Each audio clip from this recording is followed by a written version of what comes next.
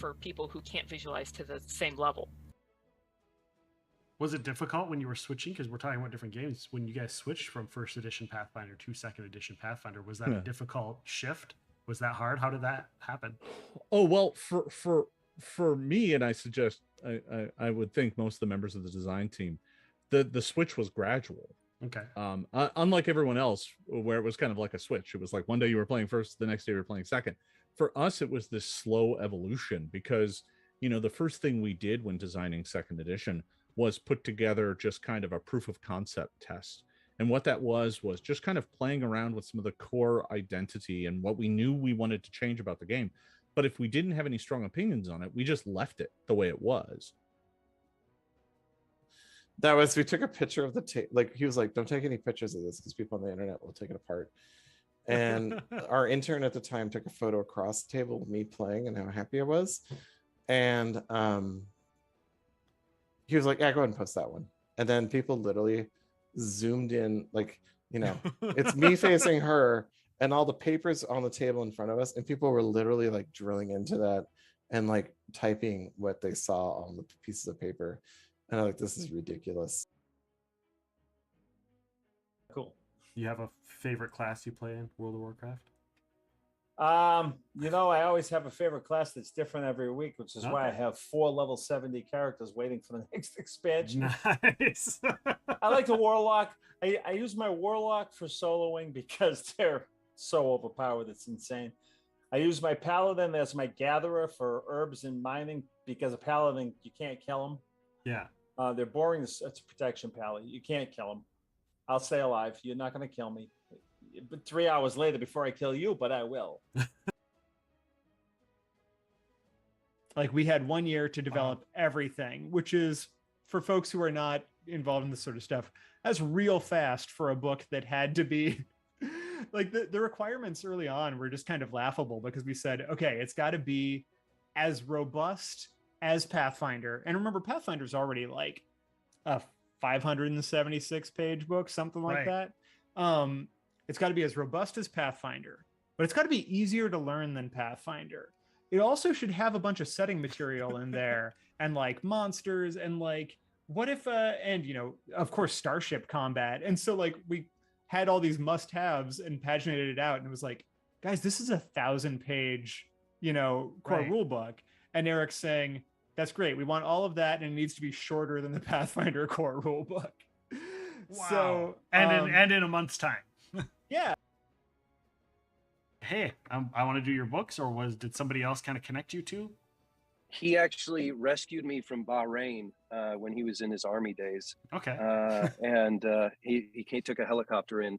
No, he's one of those guys who's got pretty good stories like that. So I wish it was cooler. He got onto me through Hunter. Okay. Hunter and he knew each other. Hunter Blaine is another series that I do the Preternatural Chronicles for. And Hunter he was pumping, Justin was starting his stuff and Hunter suggested me. And the thing that sets Justin apart is he's talks the talk and walks the walk, in that he's I want to do this. And then he does all these things to follow through, like getting the sales up by working the promotion, by putting some money in. So we have really killer covers now. So he's one of those guys that is hungry and also really easy to hang out and talk to, which are sometimes don't always go together. Still going through that process, or is it a lot more just you because they trust you with what you're doing? I think there's part of it that's trust, but the industry as a whole has shifted away from as little amount of hands on the product as possible for cost. So cutting out directors. So we used to have, grew up in a studio system and started my, in a studio system. So there was a director, there was a casting director, there were producers, then there was a director, there was an engineer that was just running Pro Tools and the program, and then there was the voice talent. So you had all these people, and then there was post-production, and they would run it through someone who's listening just for mistakes. Okay. So it was a whole kind of thing, and it was great starting out because the directors were oftentimes narrators themselves, vice versa. So I learned so much by being able to work with people who already had years of experience. I did one recently on True Crime Tuesday about Havana syndrome, and I had on a British intelligence agent, Frank Milburn, and I got good reception about it. Frank is on the inside. In fact, George Knapp had him on Coast to Coast as well, and he's got documents. He's got things that, and this is how much it spooked me, Nick. And I have not talked on the show about this at all. Okay. We did the show on Havana syndrome, and I'm talking to one of my buddies, and I think it was 3 days after we did the show on Havana syndrome, the CIA comes out and says Havana syndrome did not originate in Russia. After Frank comes out and says, I have documents that show Havana syndrome originates in Russia, that they use RF energy. I ran out into my studio and I was like, I recorded the audition, and it's exactly it's the exact kind of thing that I want to do. It's urban fantasy. Right. It's, in the vein of Jim Butcher. Like, this guy looks like he has it together. This cover is really professional looking. Right. Everything about it was so perfect. And I was like, so I just went after him like crazy. So I sent it off, and then I sent off another take, and then I sent off another take. I sent like 3 or 4 takes, and it was like, they allow you to send a bunch of different auditions. So I just kept doing it. I was like, here's another take, Justin. Here's a different approach. And so, like, it was so funny because I was like, I'm going to annoy the crap out of this guy. Oh my goodness. I hope he doesn't hate me, but I'm going to send another one, so I just wanted it that bad. And so anyway, and then a few days passed, and he actually got back to me really quick. He was like, hey man, thanks so much. This is great. I'm so glad you're so passionate about it. He's probably just being kind. I love Jarl Axel, and I'll tell you a little thing. I love his voice. Mm-hmm. And it's funny, I use a little trick for myself, because you've got to remember the voices over. Right, and there's so many in that series now. So many, and it's over 10 years now that I have to remember. Sometimes a character will disappear for 2 books and come back, and so I won't tell you who it is, but I'm so bad at celebrity impersonations that I can do an impersonation, and I'll use it, and that's what I did for Jarl Axel. And I get right to the voice instantly, but nobody has any idea who I'm doing. Oh man. So it's now I'm gonna have to think about it every next time I listen to one. You have to listen to it and think about it, but I don't think you'll ever guess it.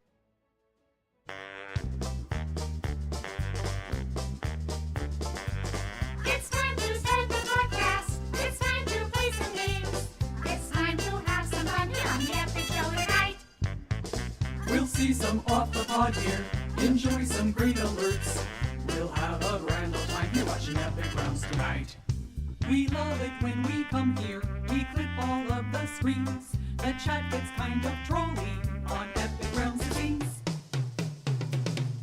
But that's an awesome part of the Epic family. So let's enjoy the show now and start another hype train. We'll see the spicy chips fly on the most sensational, inspirational, celebrational, epicational. This is what we call the Epic Show.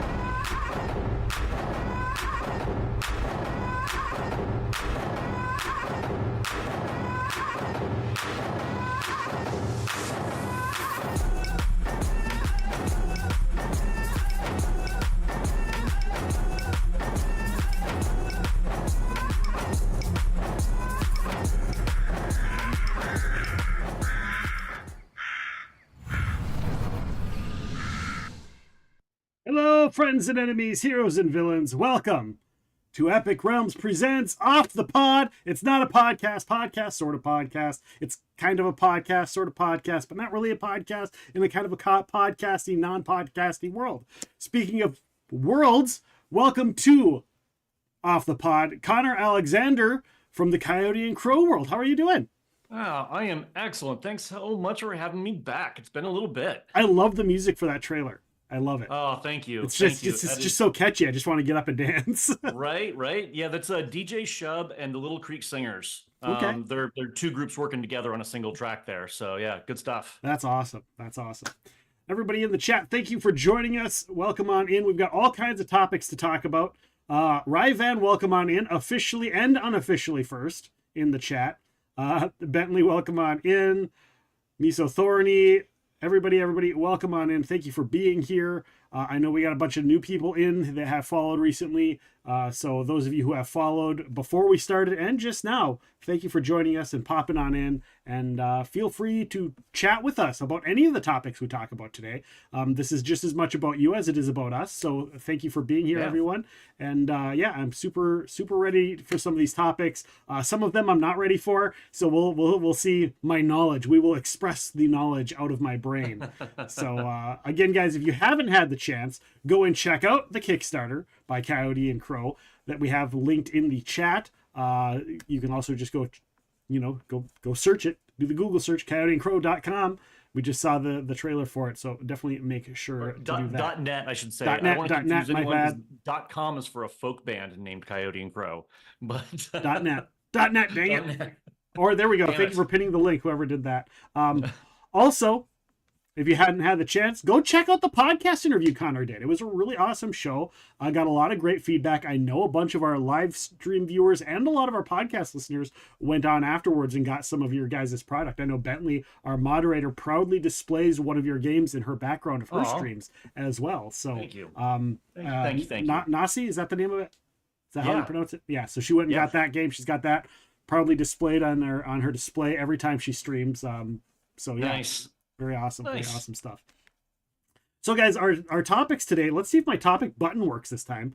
Of course it doesn't. I don't know why, but I got this button. We're going to go through, we're going to talk about the Aliens franchise, and probably talk a lot more about the new upcoming movie, right? Do a little bit of maybe some speculation. Maybe we know things or don't know things about what it is, what we're going to be seeing in the new Aliens movies. We're going to talk about the worst Star Trek characters. Now, I love some of these topics. They're very this isn't what I expected, and I'm down for it. I'm loving this. And I have some opinions on certain Star Trek characters. Some opinions that completely differ from other people. So we'll see how this goes. And of course, I am super excited about us to talk about pre-Columbian native food. Everybody that is part of the live stream knows I took a trip to Belize. I took some cooking classes. I've worked in the restaurant industry for years. And there's also something local that's open that just recently won a James Beard Award in cooking. And so I'm very excited to talk about that as well and get Connor's take on all of that stuff. And I love Connor's input on anything in that realm. I think it's super cool to talk about. And I may or may not tell a personal story to you, Connor, about my relationship with the indigenous people of America. My personal story about how I wouldn't be here without them. So there you go. Oh, looking forward to it. So with that being said, you can remind me too, because I have the memory of a goldfish. That alert does not pop up. It does not work in Off the Pod. I have a thing where they can type ! Goldfish when I'm having a memory of a goldfish moment, and it'll come across the screen and remind myself and everybody that I've got the memory of a goldfish. So nice. I love it.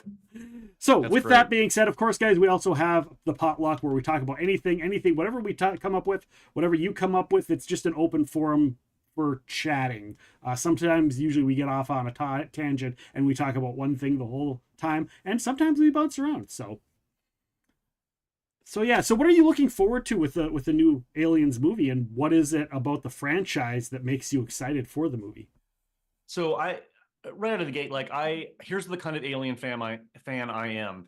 I was 8 years old in 1979 when the first one came out, and I was so excited to see it, but it was a rated R film. that I snuck into a PG, or I bought my way into a PG film and then snuck into Alien to watch it. And I've been a fan ever since. I spent my whole summer of 1986 going to the theater over and over and watching the sequel, Aliens. And of course, I think it's a pretty common opinion that the third and fourth films kind of, slipped in quality in a lot of different ways. And of course, Prometheus, I think, was pretty polarizing. People, Didn't even watch that one. I didn't even watch that one. Yeah. Didn't even bother. Yeah. I was like, yeah. Mostly because I didn't know that it was an Alien movie until like way later. I was like, I didn't know, and by the time I did realize it or find out, I was like, yeah, is it worth my time?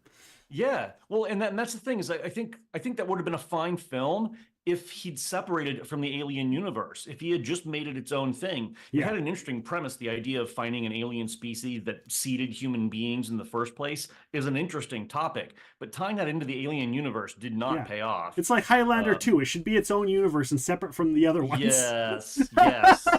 Soft reboot, whatever you want to call it. I don't care. It was, but it alone by itself, without the rest of the franchise, was that, if you put it in that context, it was a fun movie. But when you put it in there, it's like, no, this doesn't make any sense whatsoever. Yeah. Get it out of here.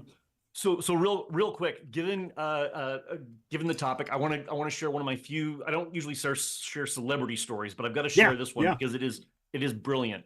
So I was living in LA. This would have been, I think, 2008. I was living in LA, and I went to go see a 50 millimeter screening of Aliens and The Abyss. It was a double feature. 50 millimeter. I forgot about both. The Abyss. Good movie. Yeah. And James Cameron was coming to speak in between the two films. And this was just prior to when The Abyss, or not The Abyss, to when Avatar was going to come out. Avatar was coming out, and it had not been released yet. Everybody was going to kind of get hyped because James Cameron hadn't done anything big in a while. And we're sitting there in the audience. I'm watching, everybody's getting settled in. And all of a sudden, I realized that the person sitting in front of me is Jeanette Goldstein, the actor who played Vasquez in Aliens. Okay. The Hispanic Marine with the big machine gun. Yeah. She's the one sitting in front of me, and no one else recognizes her. So between the two films, we get up and everybody's just kind of mingling, getting a drink, waiting for the second film to start. I walked up to her and I said, this has been one of the coolest experiences of my life, being able to watch Aliens with Vasquez sitting in front of me. And she said, "You're literally the only person in this theater who recognized me." And then she gave me a hug. Wow, that's awesome. Yeah, it was amazing. That's it was super amazing. cool. Do you think she was looking to see if anybody do you think that was like one of the things in the back of her mind, like, will anyone recognize me? And then, like, if no one recognized her, that might have ruined her day, and you made her day. Yeah. I mean, it's probably one of her more famous roles, but what's funny is she's like naturally sort of redheaded with freckles and is not Hispanic at all. And so I think people just generally don't connect her to that role unless you really know who she is. So I think, it's probably easy for her to not be recognized. So Jared says, Connor, loving Aliens makes perfect sense given the flavor of Ahutico. Yeah, probably have to I do talk have a about love that. for dark horror and gothic horror and creepy shit. So, which, guys, by the way, you can go check out on Kickstarter right now. Yes. What was your thoughts on the Alien Predator movie? I mean, so the first one I thought was entertaining in this sort of the same way that like an extended video game trailer might be. Okay.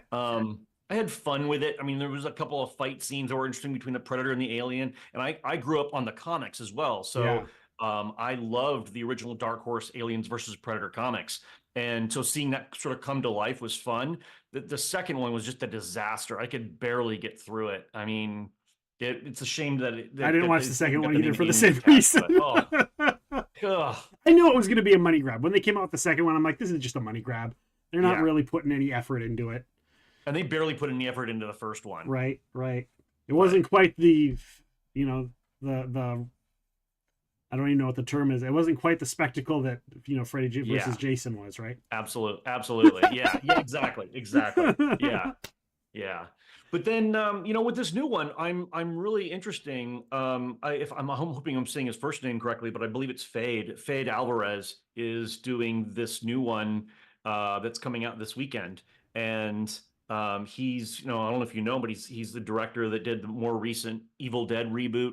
Oh, okay. He's done a lot of other Spanish horror. I didn't know the name, but yeah, I know the Evil Dead franchise up and down. Yeah, and I really like his work. So I'm excited to see what he's going to bring to this film.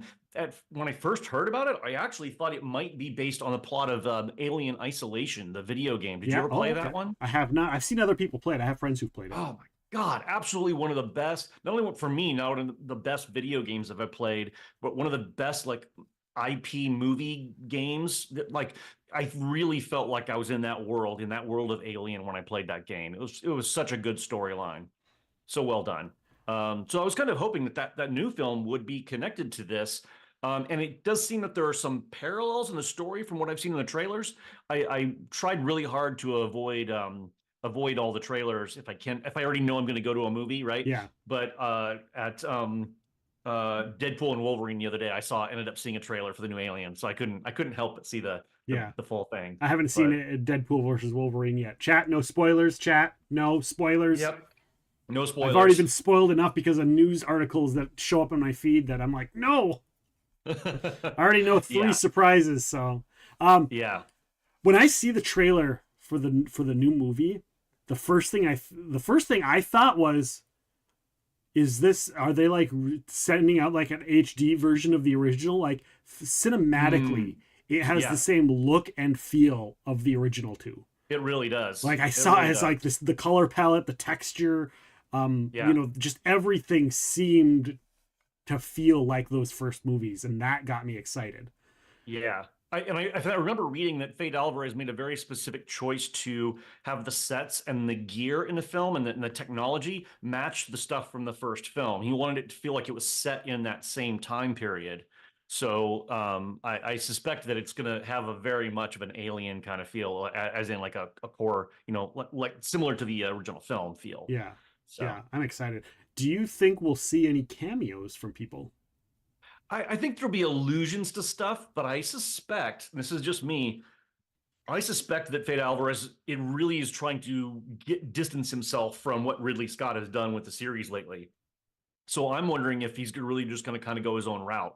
I mean, don't get me wrong, I love Sigourney Weaver and I love Ripley. And for a while there, when it looked like we were going to get another one with Ripley and Hicks, I was happy for that idea.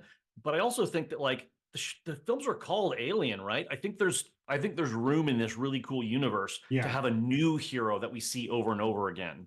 And I'd like there to be a new Ripley in this universe. Yeah. So maybe we'll get that out of this film. I thought something subtle, like, you're in maybe they're hiding in an administrative building and there's like a bunch of paperwork and you glance down and see the paperwork and just one of them is like a resume for Ripley or something. Yeah. And it shows her name or, something like that, that, where it's just this subtle little thing where if you catch it, it's super cool. And if you don't catch it, it doesn't affect the story in any way, shape or form. So.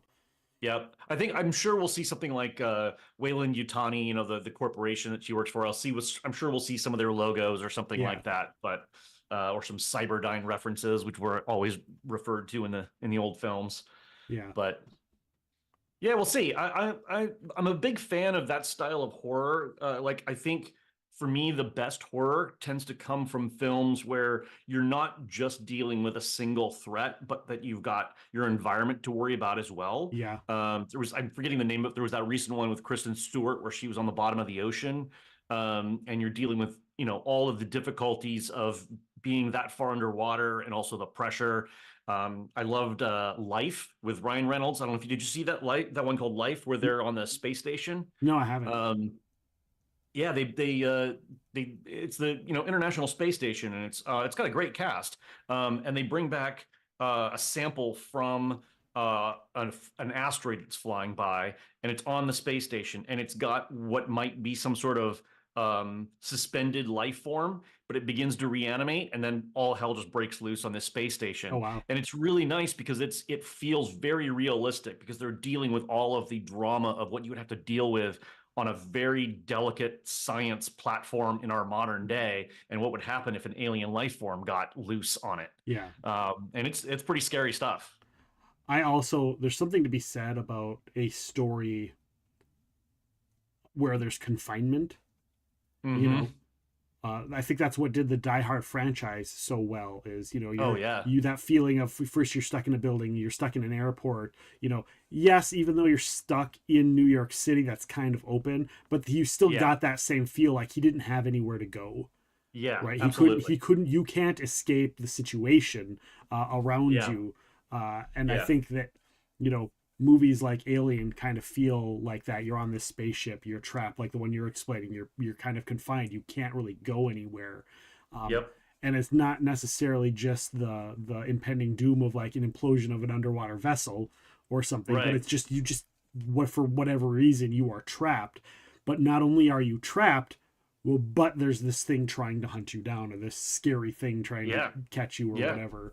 And you know, that was the same with like Nightmare on Elm Street, when you're, you know, even though it's open, you can go anywhere.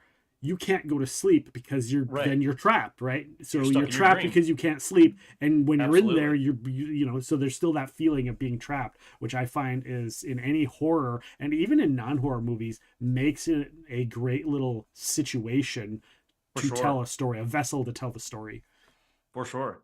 And I think Alien might have even doubled down on it, because it just wasn't that the full-size alien might kill you, which is quite possible, but then you have that suffocating feeling of a face hugger on your Yeah. face, you know, something just completely taking over your biological systems. That's a different form of suffocation and confinement, right? Like that's pretty terrifying on its own. So And knowing that, you know, well, us as the audience knows Yeah. now when there's a Yeah. face hugger, you know what's gonna happen, right? Yep.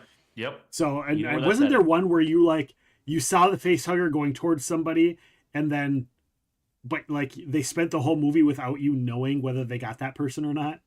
Oh, well, yeah, in the third Alien, Is yeah, it the third you one? definitely see a face hugger, and then the suspended animation tubes get ejected, and you're never sure who it was that got face hugged until at the end when you learn it's Ripley, and Yeah. and Yeah. she throws herself off the edge. Sorry, spoilers for a 40-year-old movie. The spoilers. If you haven't seen it yet, damn it, too bad. Hello, JR. Welcome on into the chat. Bentley, thank you for reposting that link to the Ahutiku. I'm not going to say that right because I have a hard time. No, you said it right. Ahutiku. Okay. Ahutiko. Ahutico. Yeah. Yep. Okay. you Don't got have a it. memory of a goldfish. Leave it in there. And it's totally all right if you don't pronounce it correctly. I It's- like, you know, the professional me wants to make sure I always pronounce it right, and but also at the same time I look back and I'm like, I've pronounced people's names wrong even after I ask them specifically how to do it. Yep. To the point where It every time happens. I'll say it now and that comes up, I'm like, did I say it right? And they're like, yes. And I either go, yes, or they'll go like, no, it's actually pronounced this. I'll be like, oh, I failed. I try and keep it upbeat in that mention. So, but yeah, the part of me is like, I want to make sure that I'm pronouncing it right. Even Right. though in the back of my mind, my brain reads it and goes, it's pronounced this. No, don't doubt yourself. Nope. All good. All good. I appreciate Yeah, so that. I'm really excited about this Alien film, partly because I've been really disappointed, I think, with Ridley Scott for quite a while, Yeah. and I feel like it's time to let some younger filmmakers have a turn at it. And it's a world that's kind of been sitting, you know, besides Ridley Scott's films, it's kind of been sitting there for a while, and it's needed a fresh voice to come in. The 3 and 4 were pretty terrible. I mean, that means, as far as I'm concerned, we haven't had a really truly good Alien film since the 80s. Right. So I'm looking very yeah. forward to it. yeah, same. This is a good time for horror right now. There's been a lot of good horror in the last 10 years, and I'm excited to see what they're going to do with it. Yeah, for sure. I was going to ask you a question, but now I can't remember what that question was about the Alien franchise. Oh, what is it about the Alien franchise over some of the other franchises that like really brings you in? And do you think, because it's such a big franchise, right? You've got comic yeah. books, video games, everything. What Yeah. is it about that franchise as opposed to, you know, some of the other similar franchises that really makes it stand out to make You know, it become a it's funny. franchise? Yeah, because I think our next topic is we're going to be talking about Star Trek, but I think what's funny about that is it's sort of the polar opposite of Star Trek, right? Like Yeah. you have a very capitalistic system. It feels very much as though it lives in the same universe as Blade Runner, right? It's very cyberpunk kind of feeling. but it's also this grim and dirty blue collar world that we can all relate to. We can all relate to these like enlisted Marines and aliens, or these sort of truck drivers in space in the first film. I think you look at that, and that's all very connectable. But then you have this juxtaposition with like, oh my God, they're living in space and they're dealing with the same bullshit that we have to deal with on Earth, clocking into regular jobs and everything else, and then they have to deal with all this horror. So I think there's something really relatable about that compared to something like, say, Star Trek, which is this sort of utopian ideal where we've all moved past capitalism. Right. And I think, obviously in the second film, especially, but both the first two films, corporations are really the enemy. The aliens are sort of force of nature. And I think going back to my sci-fi roots, going back to all the sci-fi authors I really loved when I was a kid, whether it was like Philip K. Dick or Asimov or Ray Bradbury, it was human beings a lot of times who were at the core of a problem. It was our own inadequacies, our own fears, and our own shortcomings. And the unknown or the exterior stuff was always just stuff that played on those weaknesses. So I think Alien does a really good job of tapping into that, where in a way that I think resonates with a lot of folks. Yeah. Well, and I think the original films were also kind of ahead of their time when they came up. So it built such a virulent fan base from the onset right away. Yeah. That, like, they did the first movie, they're like, it's a success. Let's do that classic 80s things where we make a sequel. Yeah. That's, very much the same as the first movie. But it, it was, but it wasn't. And they get, and not like Ghostbusters 2 where, it was the same exact movie, but it was way worse. I'm still a Ghostbusters fan, Right. but I'll still go and watch Ghostbusters 2 any day of the week. But it wasn't like that, where the second movie actually was like, it was framed off of the first, but it was independent enough on its own, and it didn't make the first one seem silly. Like it did it Absolutely. justice. So Absolutely. And I think the other thing is that H.R. Giger, the artist, the Swiss surrealist, I think he's Swiss, surrealist who created Alien. I think he tapped into something that was both fresh and new, and yet also simultaneously really primal. Like that was the word I was going to use, primal. Yeah, something deeply disturbing about those designs that really, I think, tapped into some fears. So I think that uniqueness, I think Ridley Scott spotted that uniqueness and really knew how to tap into it and use it right. Yeah. So I see somebody, Bentley, asked about audiobooks. I've actually never listened to any of the audiobooks. I actually just finished a good chunk of the Expanse audiobooks. But I have not gotten into any of the Alien audiobooks. I don't know if they were original stories or adaptations of the films or what they were, but that sounds kind of interesting. I didn't realize they had those. Yeah, that doesn't surprise me.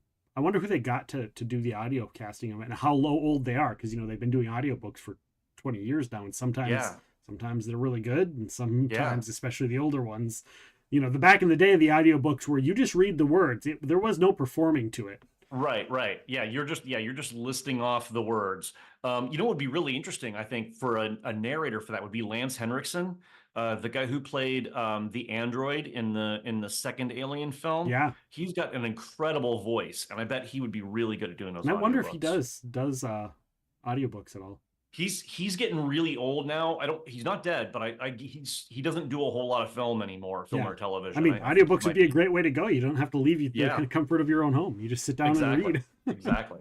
Welcome in, JR, Redneck Jedi. Thank you so much for joining us. Appreciate you guys being here. Again, everybody in chat, feel free to say whatever you'd like on the topics we talk about. Chat with us about them, and thank you, Bentley. Do you have a follow-up on that? The one I listened to was read by the android from the second movie, Bishop, I think was his name. There you go. That's amazing. Boom, called it. Called it. There you go. Now I can see you like, okay, are we on break? Okay, let me go download these audiobooks right now. Absolutely. Because, books almost always are better than the films. Even the ones where they write the book, like the movie comes out and they go, we want someone to write this as a novel, and they write, like I think the original Back to the Future, I had the entire trilogy in book format. Like I had the novelization of it, and it was just awesome. There was a great novelization of the original Alien film. That's our timer. That's our timer. That's Okay, our timer. well, wrap it up with this. Yeah. Alien. There was an Alien novelization written by Alan Dean Foster, who's done a lot of those novelizations over the years, and he did something really good, which was he wrote quite a few of the chapters from the perspective of Jones the cat. And Jones the cat was very judging of the stupid humans. He was super judgy. It was great. It was great. So we can leave it at that. I love that. That's hilarious. Yeah. I can see that being a comic book. Absolutely. You Yeah. know, like one of those absolutely. funny comics that you see like a webcomic type thing. Yeah. The cat just silently sitting in the quiet in the corner while the humans get massacred, going, Yeah. stupid humans. Where should we hide? Should we hide in the area over there? They'll never find us. Or should we hide behind all those hanging axes? Let's hide behind the hanging axes. Exactly. That's from a commercial Exactly. for those that don't know. No, that's cool. Oh, that man. like you nailed that on the audio by Bishop. Yeah. Yeah. I guess I know how to pick them. There you go. So our next topic is going to be worst Star Trek characters. We're talking about franchises, right? You don't get much of a bigger franchise in cinema Yeah. in general than Star Trek. Bentley Yeah. says it looks like he has read a few, but I believe I listened to Aliens 3. Mm. Okay. That would he's make done a sense few. because he was in that one too. He had a part in that one as well. There was so. a later one too that he had like a little cameo in too, wasn't there? Where he just showed up. Well, in three, he's got a small role in there where he plays like the version from the second film where he's like broken down and cut in half and thrown away in junk, and then he also plays like himself again at the very end of the film, and then he appears as a different character in Aliens versus Predator. He plays like That's the right. progenitor of that series of robots. They supposedly modeled him after that human. Yeah. So he's actually one of two actors, by the way, one of two actors that has ever been killed by an alien, a predator, and a Terminator. I didn't catch that. Yeah. So he's killed quote unquote by an alien in the second Aliens film. He's killed by the Terminator. He's one of the cops in the first Terminator film. I did not know that. Yeah, and then he was killed by a predator in Aliens versus Predator. So Man, that's great. Bentley says, Trivia. yeah, it was an extended version of Aliens 3. There was a lot that I didn't get from the movies that the audiobook gave me. Yeah. Oh, nice. Okay. Redneck Jedi says, I love Star Trek, but I haven't seen all of it. I've seen the original Next Gen and some of the newer movies. Well, we'll talk about we'll talk about there's that. definitely some Star Trek I have not seen. So I can't comment on Prodigy, the new animated one. And I never didn't even know finished- about it. I didn't even know about it. Yeah. Oh no. Yeah. And then there's I never finished Enterprise, I never finished Voyager, and I never finished Deep Space Nine. Same. But On all of those, on all accounts. yeah. But I did watch Picard. I did watch the original series and Next Generation. I've watched all of Discovery and Strange New Worlds. I've seen all the films. I've seen Lower Decks, the other animated series. Yeah, I didn't So, even know that there were animated series. I'm behind. I told you this before. I'm quite a Yeah. bit behind, other than the newer movies, especially on the series. I really wanted to like Enterprise, and I think I watched the first 2 episodes, Ugh. and I was It was like, just I not can't do good. this. I can't. I'm sorry, Scott Bakula, as much as I love you. Yep. I get you, man. It was a tough watch. I think I made it through. I want to say to like halfway through the second season, and then I was just like, I just don't care about the show anymore. I don't care. Yeah, It lost me. I didn't want to get to the point where I didn't care. I was just like, I'm just gonna let this sit. It'll be Yeah. the dragon that was never woken. So Yeah. First Contact is supposed to be like within 40 years from now. Oh God. Redneck Jedi says. We're not ready for First Contact on this planet. No, I don't. Do you think we ever will be? I don't know. I've become a bit of a pessimist in my old age. I think, I used to see a light at the end of the long tunnel, but man, I'm starting to believe now that we're just a species that is just doomed to eat our own tail. Yeah. As long as I always say, as long as we personally do our best to leave the world better than we Yeah. found it as best we can, we've done our job. You know, we can't. Absolutely. You can lead a horse to water, but you know that Yeah. story. So Yeah, unfortunately, I don't think that I think the problem is not in individual people, because I think there's a lot of individually good people out there Yeah, trying to for do sure. right, but they're nothing against the tide of like corporate and government greed and destruction, right? Like it's it's just a grain of sand on the beach.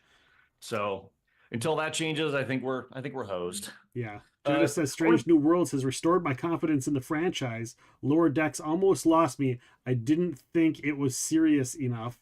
Air quotes serious enough, but it grew on me.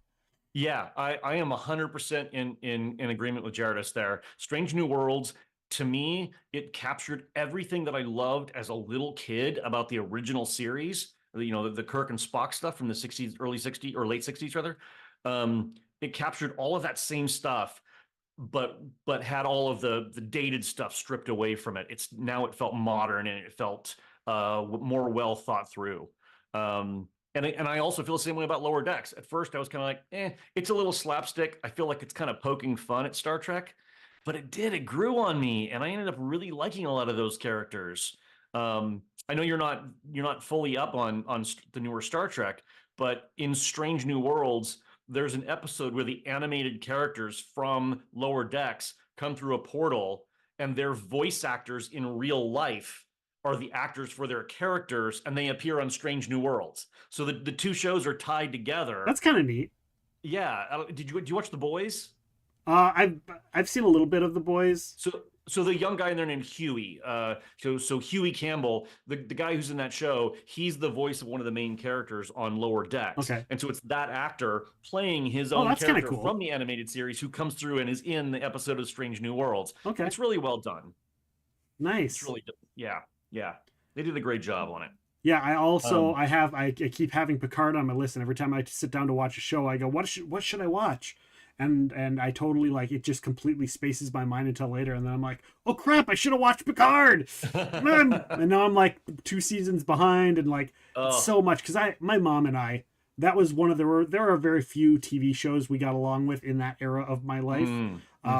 There was Highlander, and there was Next Generation, Star Trek Next Generation. That was the only things we really got along on, period. So I look back on those shows very fondly. Now, I'm a Highlander fan. I always have been. You know, I got her into the show. She's the reason she watched it. But I was she got me into Star Trek by watching Next Generation, and I really enjoyed it. So that's nice. That's very great. special to me. So not having seen Picard tears at me every time, and I always forget about it because I don't spend a lot of time watching TV these days. I just don't have the time for it. So I won't give you any spoilers, but I will say this. In ranking order of the 3 seasons of Picard, the worst by far for me was 2. Okay. And 2 was bad enough that I almost quit watching the show entirely. Okay, so don't give up on it on 2.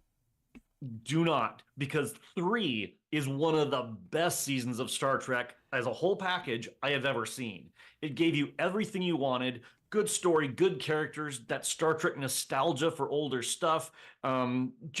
It was the whole package, and I felt like it was a great send-off. And there was some talk of like a Picard movie or more like another Picard series, another season. And I really hope they don't do it, because to me, that 3rd season of Picard wraps that whole group of people so well. That's awesome. So well. That puts the finishing touches on it. Yeah, hopefully they leave it at that. But again, you mentioned it. Corporate greed. Can we make a buck off of a movie? Sure, let's do it. But hopefully, you know, we might luck out, because a lot of those actors are cool enough where they probably would be like, no, we'll pass. And they're like, the studio, money. They'll be like, nah, I don't need it. Because a lot of those actors would be like that. We're good. Yeah. We had a thing. Redneck Jedi says, I know my mom had a nerd crush on Leonard Nimoy growing up. That's awesome. And you should have everybody should have a nerd crush on Leonard Nimoy. That man is amazing. You know, he was a real true Renaissance man. Yeah. A kind gentleman. I mean, I don't know did you ever get to see any of his photography? No. Oh, so he this is so not Spock, right? Like, this is very Leonard Nimoy of him, but he did some really beautiful black and white erotic photography. And it's good stuff, like the kind of stuff that was in galleries and stuff. That's awesome. I watched a lot of he did a lot of voiceovers for documentaries. for like for like Animal Planet and Discovery. He'd do a lot of voiceovers. He did one on, he did like an Animal Planet show, and he did the voiceover for it. And I specifically would go and watch some of those just to hear Leonard Nimoy talk Just to to me. hear his voice. Just to hear his voice, because he was just so Absolutely. good. Absolutely. Yeah. But jumping back to the original topic, which was the worst The Star worst Trek. Star Trek characters. Yeah, we didn't even get there yet. Yeah, we haven't gotten to the worst. So like there's a number of them I like. Most of the crew of Strange New Worlds. How can you not love Data? I was actually also a fan of the Doctor on Voyager, even though I didn't really like Voyager that much. I loved the holographic Doctor. He was such a smart ass and really good. But speaking of Voyager, but by far the worst character for me on Star Trek is Chakotay on Voyager. And if you know me, you knew I was going to say this. If you know me, that was an easy call, because he's the guy who is not native, pretending to be native, who was coached and written by a bunch of non-native writers. And it was a wreck. That character's still a wreck. And worse now, the actor has just gone full-blown red hat and he's irritating as hell. He's irritating about his character. He's irritating just about the rest of his life. I can't even hear his voice now without it just being like nailed on a I can see you, like, every time you say it, you're like, sorry. I actually, until you said it, I totally forgot about that. And now I'm like I never had, like, his eye watching it, like, I didn't see too much of it, so I didn't really know. But now that you mentioned it, I'm like, oh yeah, that's really cringy. Well, and worse is, to me, it was a really good missed opportunity, right? You have this group, the Maquis, who are these rebels who, I don't know if you remember the premise there on Voyager, but it's these two crews. No, because I didn't like Voyager. Yeah, so it's these two crews that get smushed together on the Voyager, right? Like it's the entire crew of the Maquis ship have to come on board, and in order to keep the peace, the captain, Janeway, sort of tries to integrate their crew and chooses Chakotay as the first officer. And the Maquis are this resistance force, which was perfect for this native character to have signed up to be part of this Bajoran group of Maquis.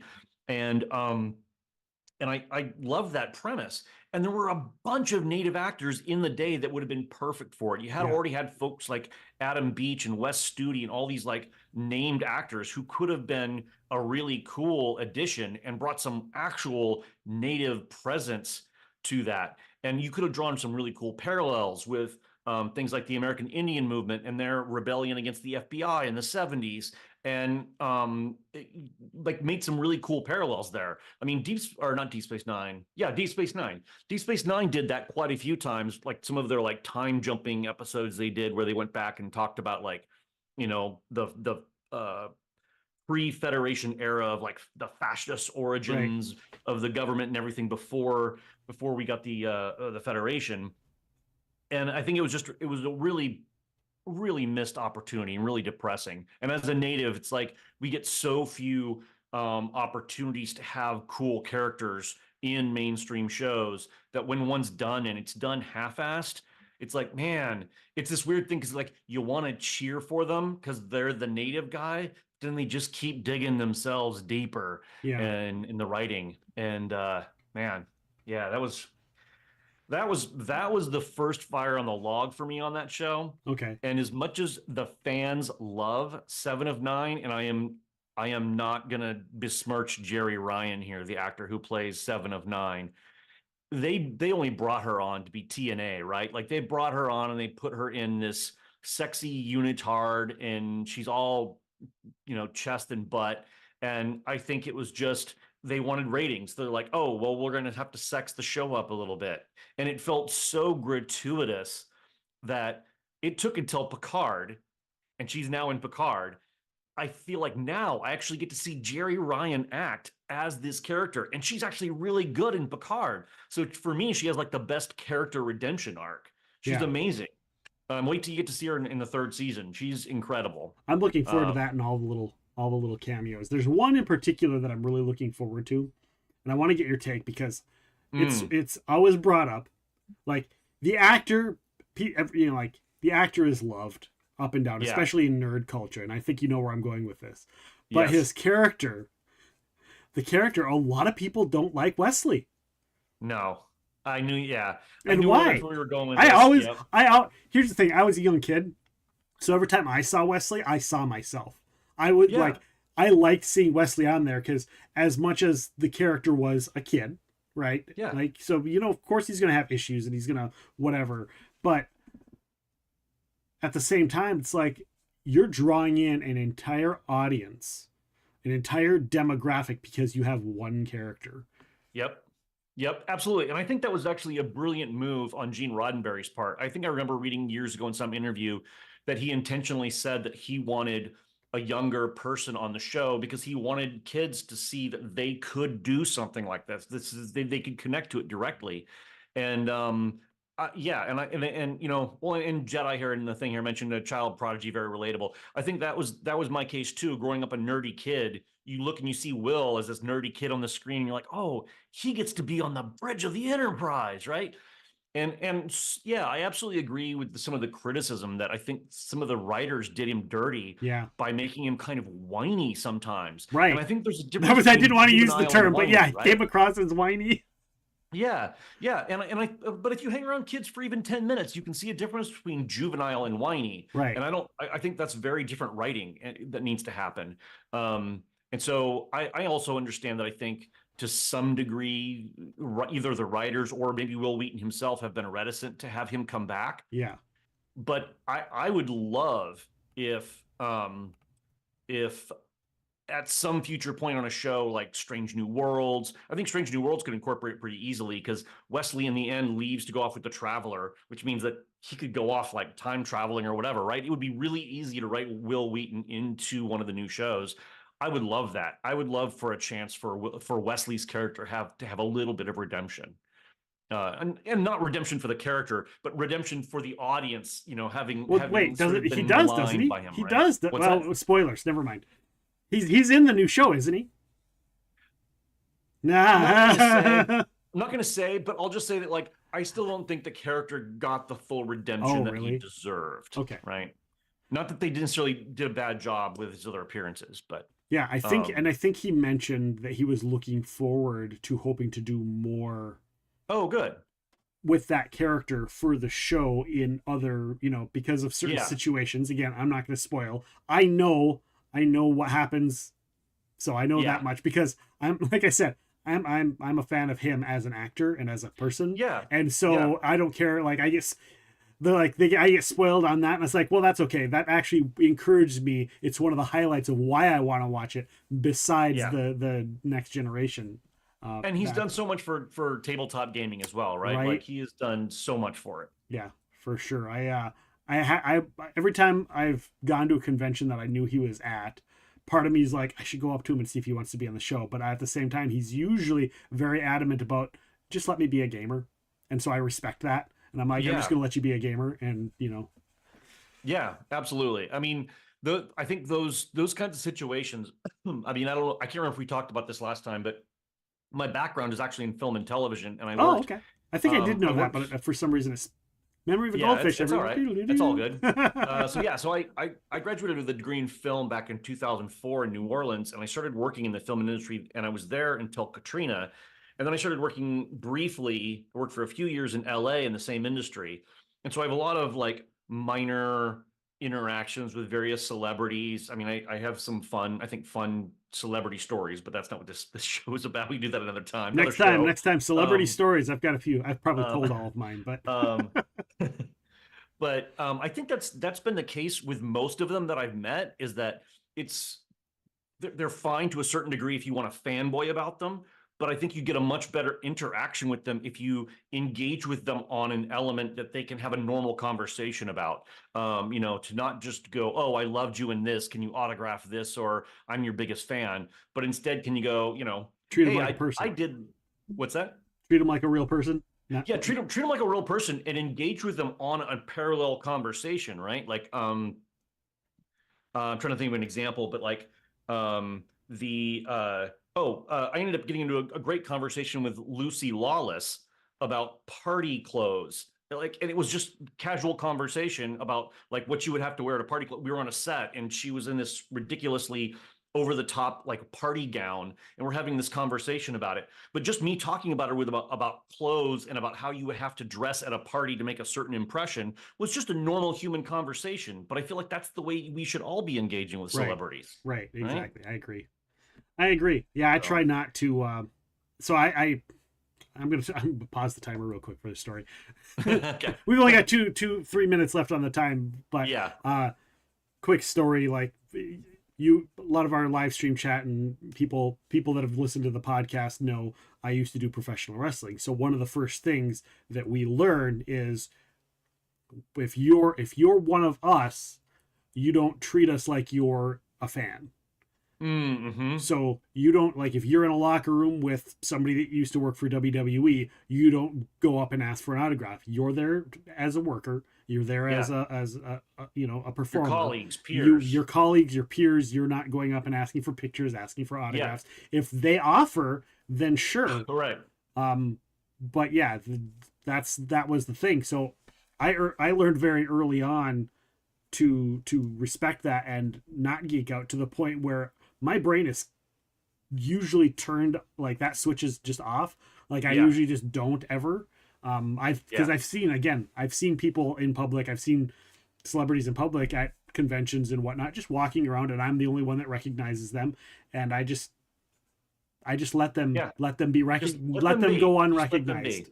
And I don't even I usually don't think twice. Now, if I saw Bruce Campbell in a grocery store, I'm probably gonna go say hi. That switch will be broken in that moment. Right. So. We all have our exceptions, right? Mine's Gillian Anderson. I'm gonna completely nerd out if I see Gillian Anderson. Right. But what are you gonna do? Yeah. Or Patrick Stewart. Yeah, Patrick Stewart. Yep.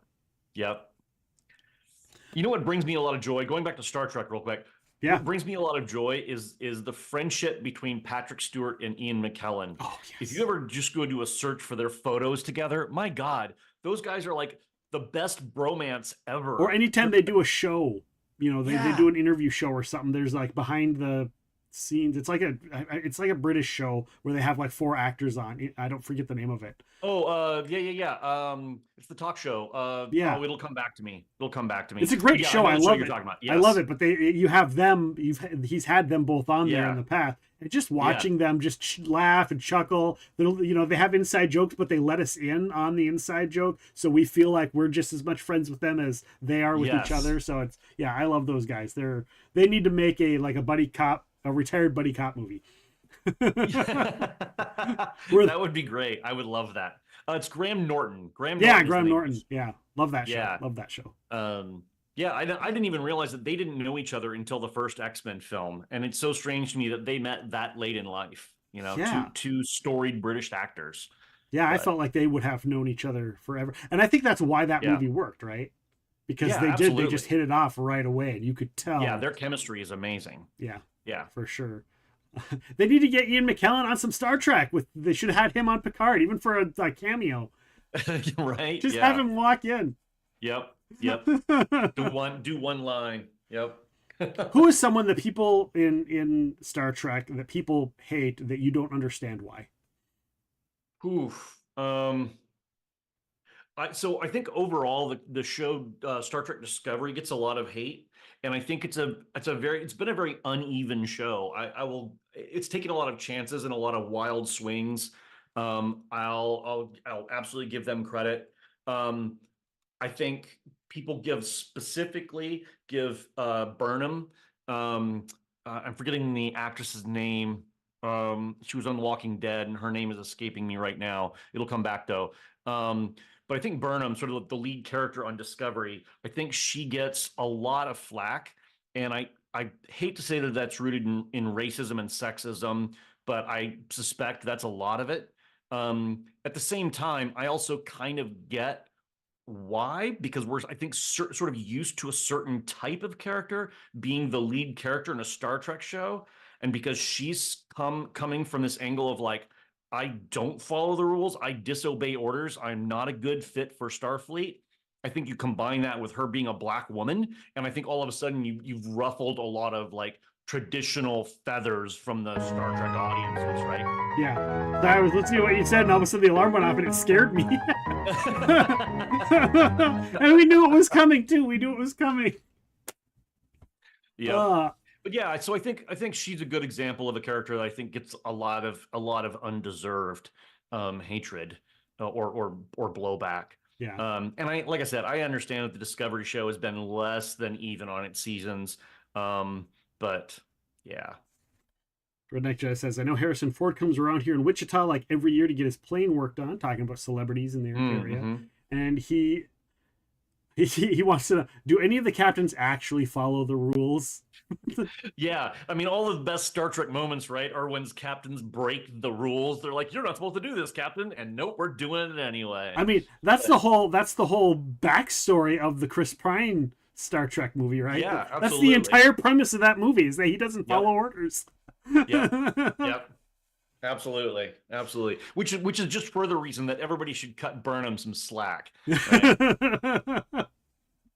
But yeah. I was gonna say, there's a character that I've seen a lot of people that said that they didn't like from Deep Space Nine, and Odo was kind of the only reason I watched Deep Space Nine. Like I thought he was a cool character, and every once in a while I see people like, he was so dumb. He didn't like, he was, just whatever reasons, usually just generic reasons. But I'm like, I thought he was super cool. I thought he was kind of badass. Yeah, I mean, I liked pretty much all of the characters on Deep Space Nine by the time they started to hit the third season. I think the first couple of seasons especially, I remember Odo being very stiff and unlikable, but I think as they sort of add layers of complexity and the actor Rene Auberjonois started to add some depth to him, you started to see past that crunchy exterior, and he became a really compelling character, I think, later in the show. Yeah, when you get to learn. And I think that's, honestly, I think that's the way for a lot of characters. Not all of them, but a lot of characters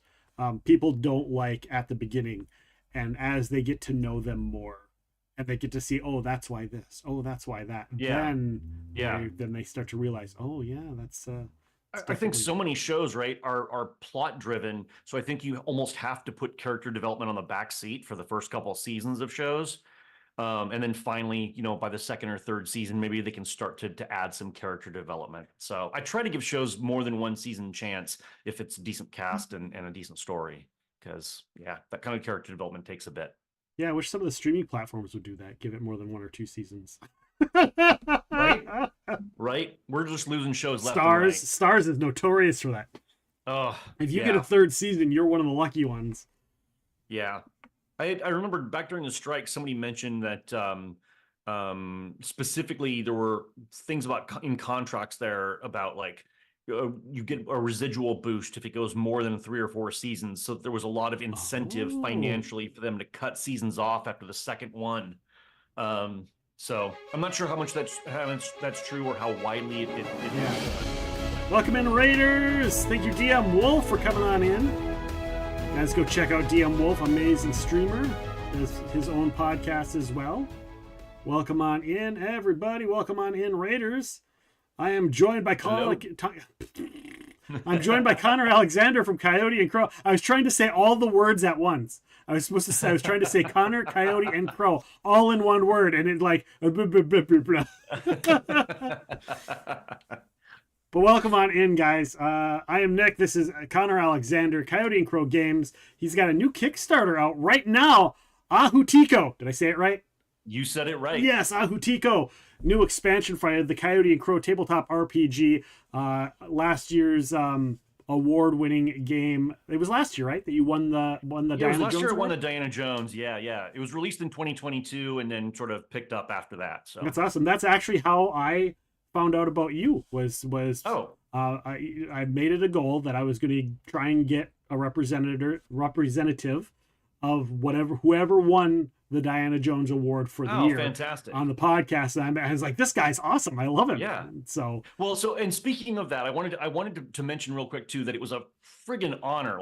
It was a highlight of Gen Con this year for me that I was able to go back to the Diana Jones Awards this year. Because I actually, the one year I didn't go was the year I won it.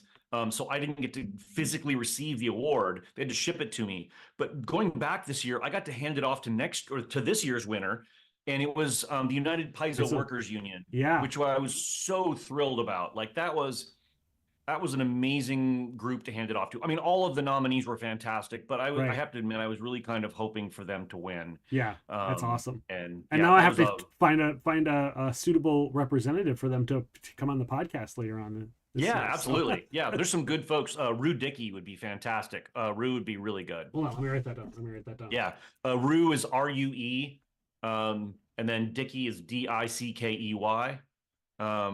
Fantastic RPG person.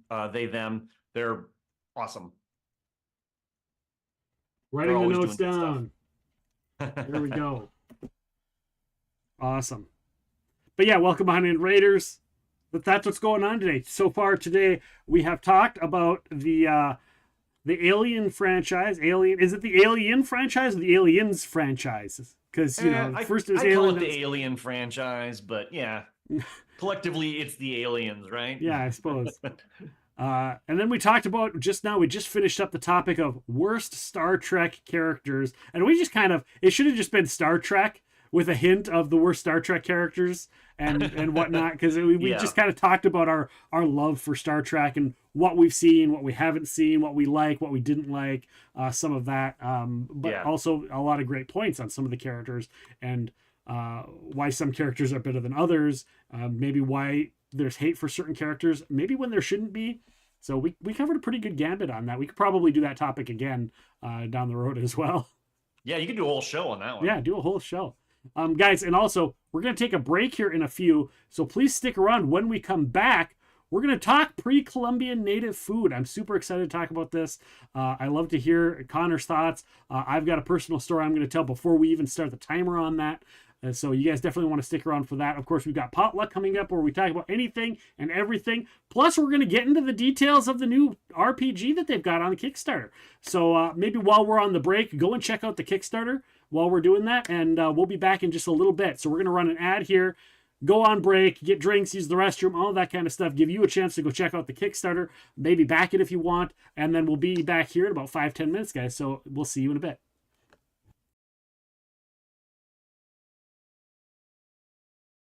I ran out into my studio and I was like, I recorded the audition, and it's exactly it's the exact kind of thing that I want to do. It's urban fantasy, Right.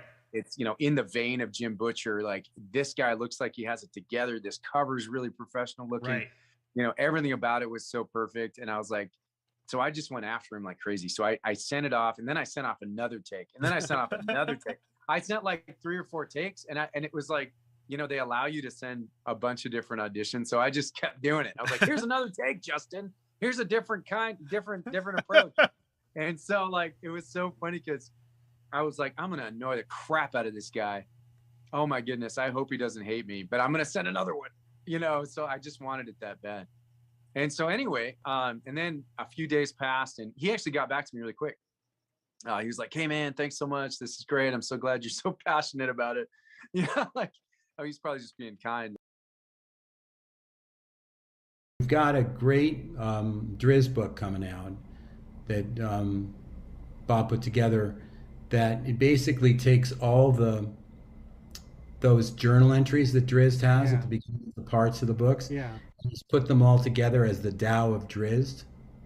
And they're in chronological order, correct? They're in chronological order, and that's coming out soon. And I think it's wonderful. I mean, I was really moved by it, and again, I love when I get the chance to. What I'm doing is communicating something that's of value. Yeah. Whether either it's totally entertaining, which is fine, but also something that really has a message that's valuable, that is going to help people in their lives. And I feel that with Drizzt. I mean, I feel my theory is all great stories are about moral ambiguity. And that's what he faces is, how do I be a good person in an imperfect world? And I think that it could be one of those situations where because I don't visualize very well, I'm hopefully working to write so that stellar visualizers have something, but then also visualizers like me who aren't visualizing as much, they also have something as well. Mm-hmm. So I'm hoping that I'm sort of finding a middle ground so that both of those types of readers can find something in my work. Right. And I think if I was just a stellar visualizer, I would just be sort of giving all the visualization that somebody like me would need, and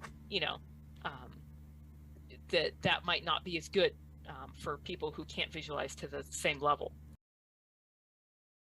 Like that with Munchkin Batman, because one of my favorite characters from the whole Batman mega story is King Tut. And I wanted to put King Tut in the Batman game that we did with Munchkin, but it turns out that he's part of a different licensing package. It just wasn't available to us. Oh well. Yeah, it was sad, but we got lots of stuff in there. It was great. That's great. And that's the new one that just came out, right? That's the new one. How excited are you to show people this game? Is it something that's just like, are you a big comic book fan? 10, maybe 12, 14, something like that. I mean, I got to write dialogue for Batman. Right. John Kovalic got to be a Batman artist for real. Cool. You have a favorite class you play in World of Warcraft? I always have a favorite class that's different every week, which is why I have 4 level 70 characters waiting for the next expansion. Nice. I like the Warlock. I use my Warlock for soloing because they're so overpowered. It's insane. I use my Paladin as my gatherer for herbs and mining because a Paladin, you can't kill them. Yeah. They're boring. It's a protection Paladin. You can't kill them. I'll stay alive. You're not going to kill me. But 3 hours later before I kill you, but I will. And it's so unique. It's one of this eye-catching style that when people walk by the booth and they just do like a double take and like, what is that? Right. And they just immediately have to just like touch the books, and it's not enough just to look at it. They just need to rub their hand on the cover. Oh, let me feel this art. We were talking earlier off recording about saying naughty things on the stream, and so I was like, can we go here? Well, this question asks, how do you feel about shows like Stranger Things changing the lore for D&D? Do you view this as a good thing to get people involved in the lore, or a bad thing for the original lore overall? I think that's a great question. It's a wonderful thing. D&D's lore is meant to be individualized by whoever's sitting around the gaming table. Right. Yeah, I mean, I play D&D in my Demon Wars world. I'm not using Forgotten Realms lore, or sometimes I am, or sometimes I'm mixing the two, or I'm changing it. I think it's awesome that you can be a D&D player or a Magic player or a whatever game player now and not feel like you have to hide somewhere and don't tell anyone you're playing it. Yeah. And shows like Freaks and Geeks, I think, was one of the ones that really brought it forward. Crocodile Tears. And the first 2 follow one character and then a spin-off character who was going me. I run that's the novella, Crocodile Tears. But yeah, a lot of fun. One of the main characters, the one who is the primary character in the novella, is his name is Ting. And if you've spent any time in the Caribbean, you know the accent they yeah. So Ting, what's that about? It's because my mother always said I was the prettiest little Ting. And the thing is, he's a Rastafarian troll shaman. So he's 10 feet tall, 5 feet wide, belly out to here, dreads down to here, and his name is Ting because he's a pretty little Ting. So it's a joke within a joke. Alexa team partnered with Paizo and wanted to do basically a role-playing video game that was entirely audio. So it's kind of halfway between, a computer RPG and halfway between like an audio choose your own adventure. I was going to say. Yeah. And so like, it's fun because it's this thing where you can essentially play.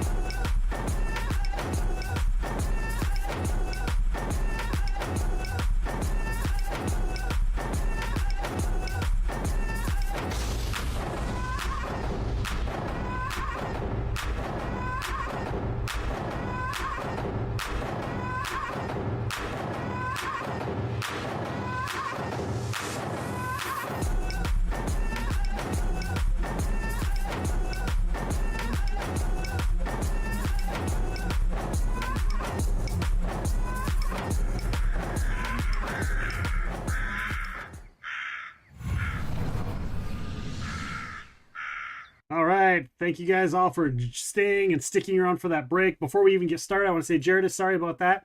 You posted a link. One of my moderators reposted it. I have it auto-modded. Anybody who's not necessarily a sub that posts a link gets sent away. We have too many bots coming in here and posting links. Bots, and I've had some people come in and promote naughty things that I really don't want posted in here. So I just have it turned off unless you're a certain community member. But thank you so much for posting that. My mod did share it. The coyoteandcrow.net Ahutico link has been shared. So thank you for sharing that with us. I appreciate you. Sorry about the automatic deletion of your post. So you have not been banned, or you don't have to worry about any of that kind of stuff. It's just an automatic mod and deleting. So thank you very much. All the single ladies near you are interested. No, Ryvan. No, that is. I mean, yes, that's kind of what they were posting, but no, shame. Welcome back, everybody. I am joined by Connor Alex. I did it again by Connor Alexander of Coyote and Crow Games. Go and check out that new Kickstarter. We're going to talk about it here in a little while. So if you have questions about it, feel free to get those questions ready as well. Of course, we started off the day talking about the Aliens franchise. That was our first 20 minutes. We get a new subject every 20 minutes. The second one down the line, we did worst Star Trek characters, and kind of Star Trek in general was kind of how we ended up chatting about it. Of course, we went to break, and now we're coming back, and we're going to talk about pre-Columbian native food. We both, off the thing, we were both talking about the same, like earlier I mentioned a place, and he's like, have you read this book? And I'm like, I haven't. Wait, he's like, this is the one from this other place. I'm like, yeah, that's the one I was talking about. And so Nice. we both we both wanted to talk about this place, so we will definitely get to that. But first, I'm going to share a personal story. I don't think I've shared this story on stream. Maybe I did. I don't think I shared it with you. Maybe I did. So, hopefully this doesn't take too long. It's not going to go on the timer. So I was born super premature. I was a premature baby. My mom said she could hold me in the palm of her hand. That's how small I was. Oh. I had a double hernia when I was born. I just had all kinds of physical ailments that they didn't expect me to live. So my mom told me that when I was in there, I was in and out of the hospitals. She lived in Colorado at the time. And she always has loved native culture, the people. We grew up. I live in St. Paul. I'm from northern Minnesota. I literally was babysat by a native family for 3 or 4 years of my elementary life. So I have fond personal memories and love for all of the cultures. But I was, like I said, I had all these health things and in and out of hospitals. And my mom tells the story that the hospitals just kept injecting me full of garbage, is what she said. Whatever the medicines in the, late 70s were, they were, and I was just constantly getting worse. And one of the people, I don't know if she worked with them or if she was just friends with them, maybe both, suggested she bring me to a healer, I guess. I don't know what the term was. I don't know, because every Healer's great. Yeah. Healer's good catch-all. So brought me to and again, most people wouldn't think that they still exist, right? In the normal culture, but they do. And so within weeks, I was better. My mom says that the doctor said that I probably wouldn't survive the year. Man. I wouldn't be alive. And so I do my best to do my best, obviously, as a person who is raised in, regular white culture, regular America. I have stupid, stereotypes that hit my brain. I try. So Connor, if I ever say or do anything, please educate me. It sounds like you're miles ahead of the curve, man. But I love the culture so much. I love the things, just everything about it just fascinates me. And I have there's a special place in my heart.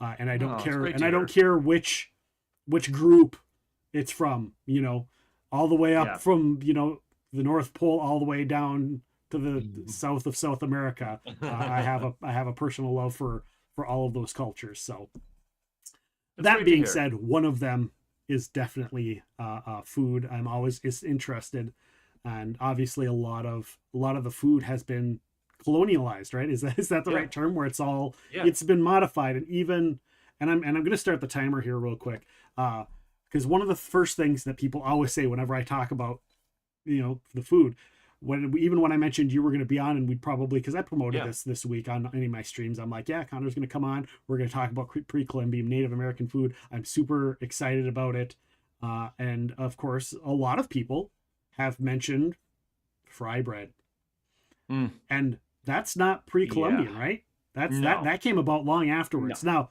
people, Long yeah, it's after. delicious, but that's actually a newer thing. Do you want to tell us that's your? actually, yeah. As much as that's been adopted as a pan-Indian food staple, it's also a flag for just how deeply interested the government was in destroying indigenous people. I mean, the reason we had fry bread is because we were given all of these awful ingredients, bare minimum ingredients, lard and flour, very few things to work with, because we'd had our farming implements taken away from us and our ability to grow our own food. And so all we were left with is what the government could feed us, because we were all starving. We wouldn't have been starving if they hadn't taken all that stuff away from us. So it's a scar that I think a lot of people, a lot of natives, especially with trying to keep the good humor about the whole thing, we all sort of champion it now as kind of our spam and our cheap food, right? But it's definitely a scar of colonialism, and I always wince when folks try to bring it up in conversations, connecting it to pre-Columbian food, because I think that's like you got to rip the Band-Aid off on that conversation. It's like, all right, we need to reset your thinking about pre-Columbian food here.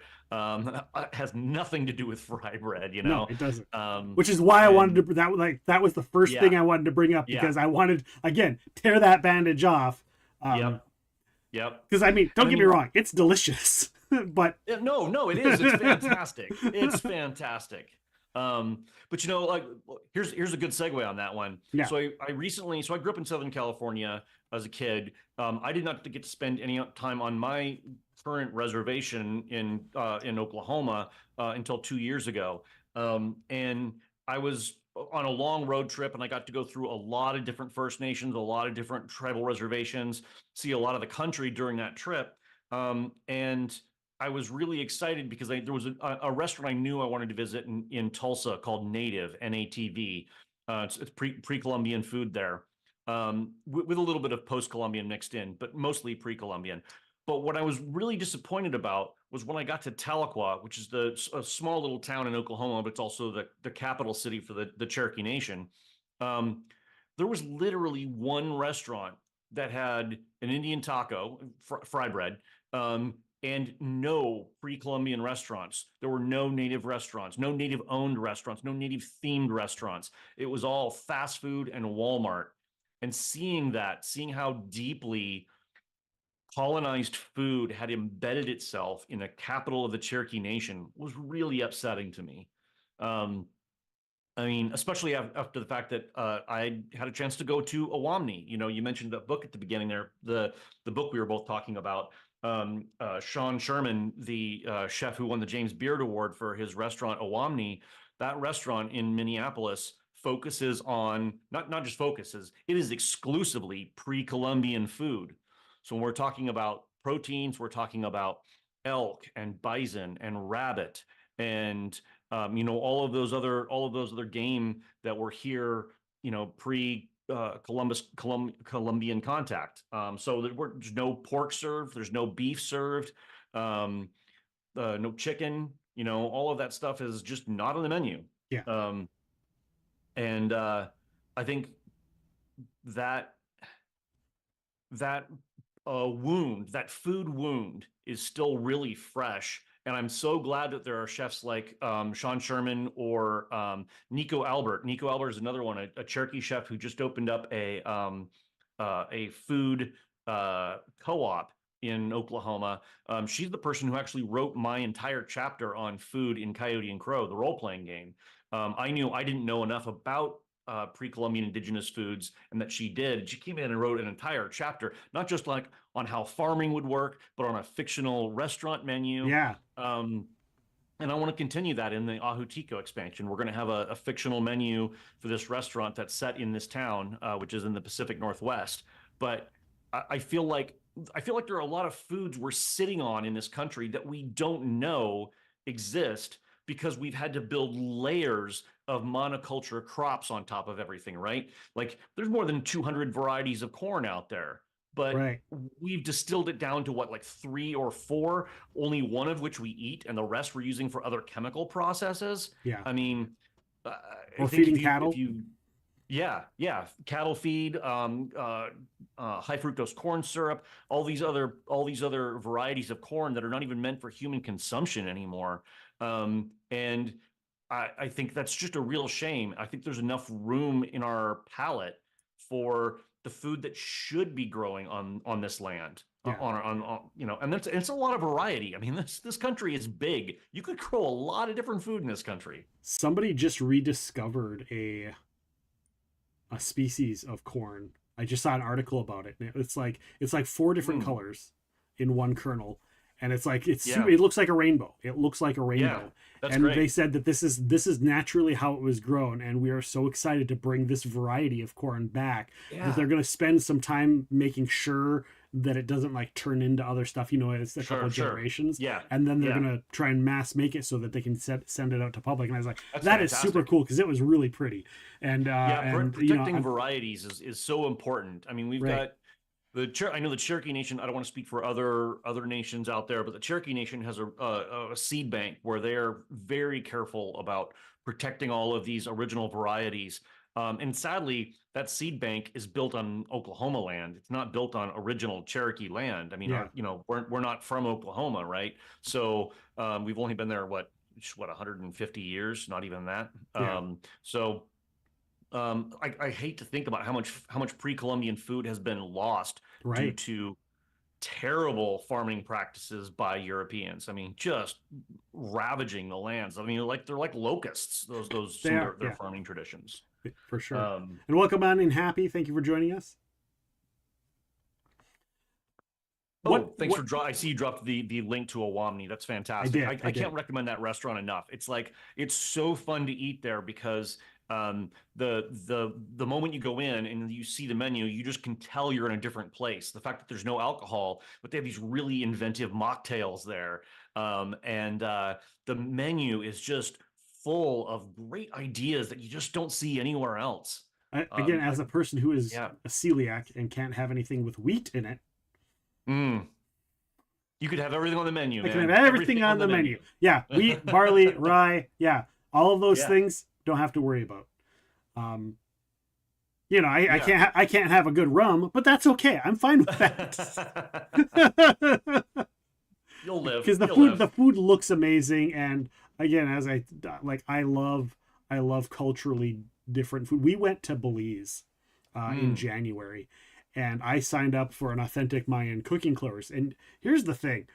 At first I was like, oh yeah, it's an authentic, they're going to send us to a restaurant that's not really, and no, they have a deal with a local family, and all of the women of that family, you go to where they live and you just do their, they separate some of their work to show you how they do it and how they've been doing it for generations and generations, all the way back, to the original Mayan people. I love and it's that. it was such a cool experience to sit there and,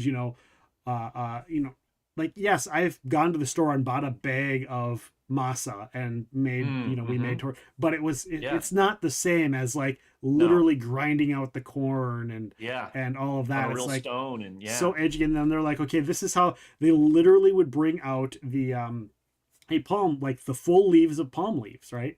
And they're like, here are your leaves. We're going to show you how baskets were made and are made, and anything else that they make, that they weave. And they're like, from the leaf, you get your thread, you get your main part, you get your stitching, This is the thing that you can actually, it's thick enough to use needles. And it was so cool just to see all the cultural things all the way down to like the food and what they use for seasoning. In fact, last year we grew our squashes in the backyard. We always grow squashes. Oh, fantastic. And Yeah. usually we just roast the pumpkin seeds and eat them like a treat. This year, I brought them in and I dried them and I ground them out for seasoning because I was like, that seasoning was so delicious in the meat that they had. I was like, that was so good. And so now I just good. use my squash, whatever squash seeds, mostly pumpkin and acorn squash, as my seasoning on a lot of our meats and a lot of our roasted meat because it was so good. That's amazing. I love that. You're talking about using everything. I have a friend who just recently got to go on her first bison hunt, and a lot of that is really controlled and regulated, and there's a lot of depending on which tribe and nation you're talking about, there's a lot of ceremony that goes along with it, a lot of cultural packaging, as it were. And I think her story, she was very good about recounting the story as it was happening, because it takes about 3 days for the whole process, the killing, the complete butchering, the complete breakdown, because you're using every single component, everything that's left over from that bison, and you're treating it with respect the whole way. I was really touched by that, because I realized growing up in the city and growing up on so much canned meat that I have a lot of distance between myself and my animal food. And I'm not a vegetarian, but over the years I've become much more conscious about how I eat meat and when I eat meat and my relation to that food. And I feel a tremendous amount of guilt, and I shouldn't feel guilt, because I didn't choose to grow up off my reservation or choose to grow up away from my culture. But I feel like I've benefited so long from the mass meat system, right? And I've become so distant from that food. So I think seeing now that there's this resurgence in wanting to not just bring back local crops, but to start thinking differently about how we treat animals and how we eat them is absolutely fantastic. And I don't think it has to just be for native people either. I think natives can certainly lead the way and can be torchbearers for some of that kind of stuff. But I think that anybody who wants to respect their food can step up and start finding new ways to approach it, other than just their local grocery chain.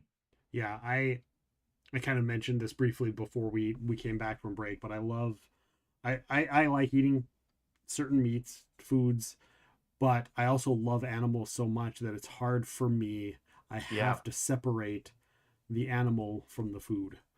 The process in between, I can't.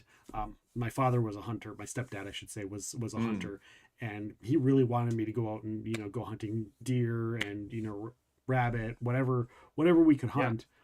Because it literally, for us, like, we didn't grow up with money, so whatever we hunted, whatever we fished for, we ate.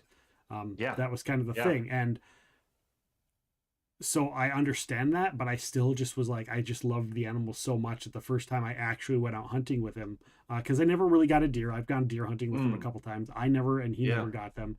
But like I shot a rabbit when I was younger when we were hunting, and I had to go through the whole process, and it wasn't for me. It like I felt like, me personally, I had this affinity with animals, right?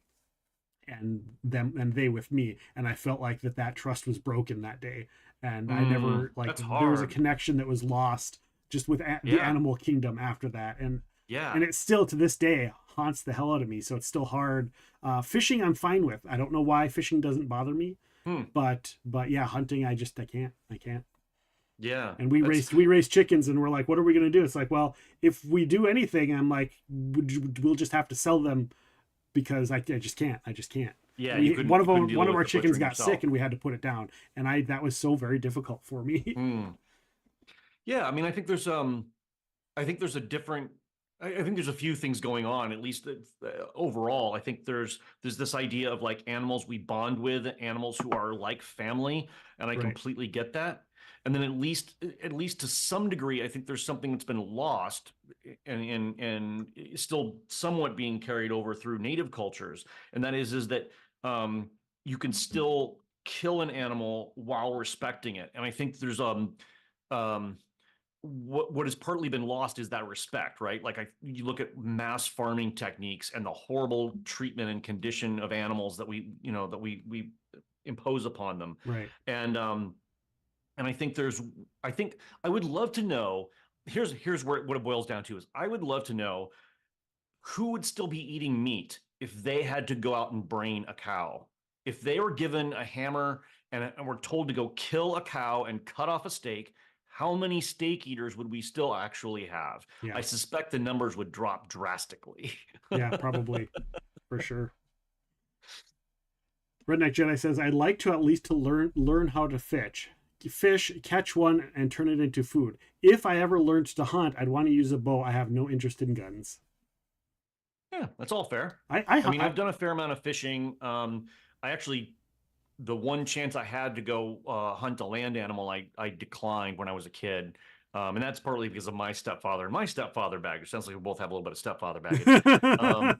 But yeah, I would, if it were possible for me, like I said, my friend who went on that bison hunt, I was really envious of her because she's tight enough with the elders in her community that she was able to go and do that in the traditional way. I would love to be able to spend some time on the Cherokee Nation with somebody who could teach me how to use a blowgun or a bow or any of our other traditional hunting instruments, and learn how to properly and with respect catch some game and break it down and honor every single part. Even if you could go with somebody as like a witness, to just be there for the process would be cool. Yeah. However my elders feel like I should be approaching it is how to approach it. But I would love to be a little closer to my food. And I think that's why I think books like we mentioned, it's called The Sioux Chef's Indigenous Kitchen by Sean Sherman. I think that's why a great example of a book that can get people started thinking about those in those ways, right? Because all of that food is natural to this continent, even if it's a little hard to find, even if some of the ingredients you might have to go to specialty shops for or order in online. I think if people just give it a shot, they're going to find that there's going to be some really delicious foods there that are sustainable and a lot more ethical. What are foods that people usually associate with pre-Columbian food that is not, something like a wheat? Are there other ones I think that stand out? Yeah. I think we talk. There's a lot of the obvious ones are like a lot of the different varieties of corn. I think then you have stuff like chokeberry or aronia. Those are really big ones. Obviously bison and elk for proteins, and then a lot of fish. A lot of the berries.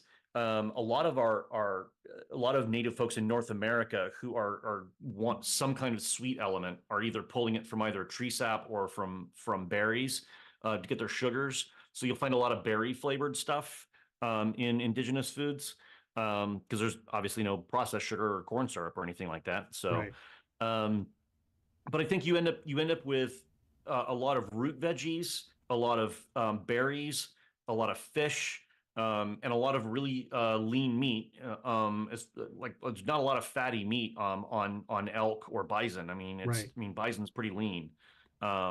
So I think that you could actually end up with a really balanced diet between all of that, I mean, and it's not like natives were dining, having bison hamburgers every night for dinner. I mean, bison was something that was key to a lot of nations' survival, but not just because of the meat. We're also talking about the bone and the fur and the sinew and everything else that went along with it. Most of the time, people were eating a vegetarian diet or a fish/vegetarian diet, pescatarian diet. So I think people overestimate the amount of red meat that they need. I think that's just it's a reflection of our current culture. That's true. What's something that is not, that people think is, but is not part of that? Oh man, there's a lot. Like we mentioned the Indian fry bread. That's not right. But a lot of people associate fry bread is with absolutely not connected to traditional native foods at all. That is absolutely something that was imposed on us. I think the other one is I think for some reason, and I discovered this while I was doing my research for Kiting Crow, a lot of people think pigs are native to North America. They are not. wild boar is. There's wild boars that are absolutely native, but pigs, nope, that's a European thing. No pork previous to Columbian contact. And the other one, not necessarily food related, is the other one is horses. Like horses are not native to North America. I mean, there were like seriously prehistoric horses, but modern native nations did not have access to those until Europeans came over. If that is our timer, I'm just going to say check out Chef Nico Albert. You can find her online. She does a lot of cool stuff. Anything by Sean Sherman, who does Awamni, if you want to learn more about indigenous foods. And then if you want to learn a little bit more about like general pre-Columbian history, I cannot recommend the book 1491 enough. That book it's written by a white guy, but I will absolutely give full credit to that book as being one of the most modern, objective, non-whitewashed books about Charles C. Mann. Yes. That book is a great source, a collection of sources of a lot of knowledge from both South and North America and what life was like here for a lot of different people. A lot of the nations that were here pre-Columbian didn't have written records. So we're talking about a lot of oral tradition, and that was easy for Europeans to stamp out when they wanted to. So finding that information has been a lot of work between multidisciplined scholars. When you're talking about like sociology, you're talking about archaeologists, paleontologists, trying to piece all this together. And get a better idea of what life was like before Columbus. And there's the link, guys, for the 1491. Cool. Go ahead and check that out, as well as the Sous Chef's Indigenous Kitchen link for that book as well. Which I think my wife has it on either on pre-order or she ordered it and I just haven't looked at it yet. But that's definitely on our list, as is going to visit Awamni, because it's like literally in our backyard. You brought it up. I mentioned it earlier that I was going to bring it up because and if you're in the Tulsa area too, check out Native, NATV. That restaurant is also fantastic. Awesome. What was your favorite food at Awamni? I hate to say it, but just straightforward bison fillet. Okay. The bison fillet was fantastic. I mean, I've had plenty of bison before, but that cut was just melts in your mouth. Awesome. I have a bison birria taco. I think the menu might have changed because I think that one wasn't on the menu when I was there, because this was right after they opened. I think it changes with the season, what's seasonally available. Because absolutely. he sources a lot of food locally. Yeah, absolutely. And it's the same at Native. The first day I went there, I got to have some bison, and the second day I went in, I noticed it was marked off the list, and she's like, yeah, all the local nations hit their current farming limit. We won't be able to get any for a while. And I was like, that's just good land management. Like that's just taking care of the animals. Exactly. You know? Curly Girl says, every time I want to go to Awamni, they are booked. Yeah, that's part of the problem, and I hope that Sean Sherman has enough success that he's able to open some more restaurants and make some more availability for these foods, because I think there are a lot of non-natives out there that could really appreciate this. I mean, there's some flavors out there that are fantastic that they're just not getting to experience. Yeah, and it's a, we've got a lot of different food cultures that we see a lot in the U.S., especially like Minnesota is a very diverse area, especially in the Twin Cities. There are so many clashing cultures that actually don't really clash. They kind of get along. And so whether you're getting like traditional Ethiopian food or now my brain is farting, Thai food, Vietnamese food. There's a lot of that style of food, as well as just cultures in general have their own style of food. Absolutely. But there's not a lot of places like the ones we're talking about, and that would just be so cool. I talked to my wife. I was like, I think there was one or two restaurants when we were in Belize. I'm like, man, it would be great if they had like a Belizean cuisine restaurant in near us or something, because it was just so cool and so delicious. So yeah, absolutely. Yeah, so hopefully we'll see some more native inspired folks jumping out there and starting their own restaurants soon. That'd be great. Awesome. All right, guys in chat, we are on the potluck segment where we can kind of talk about whatever we'd like to talk about.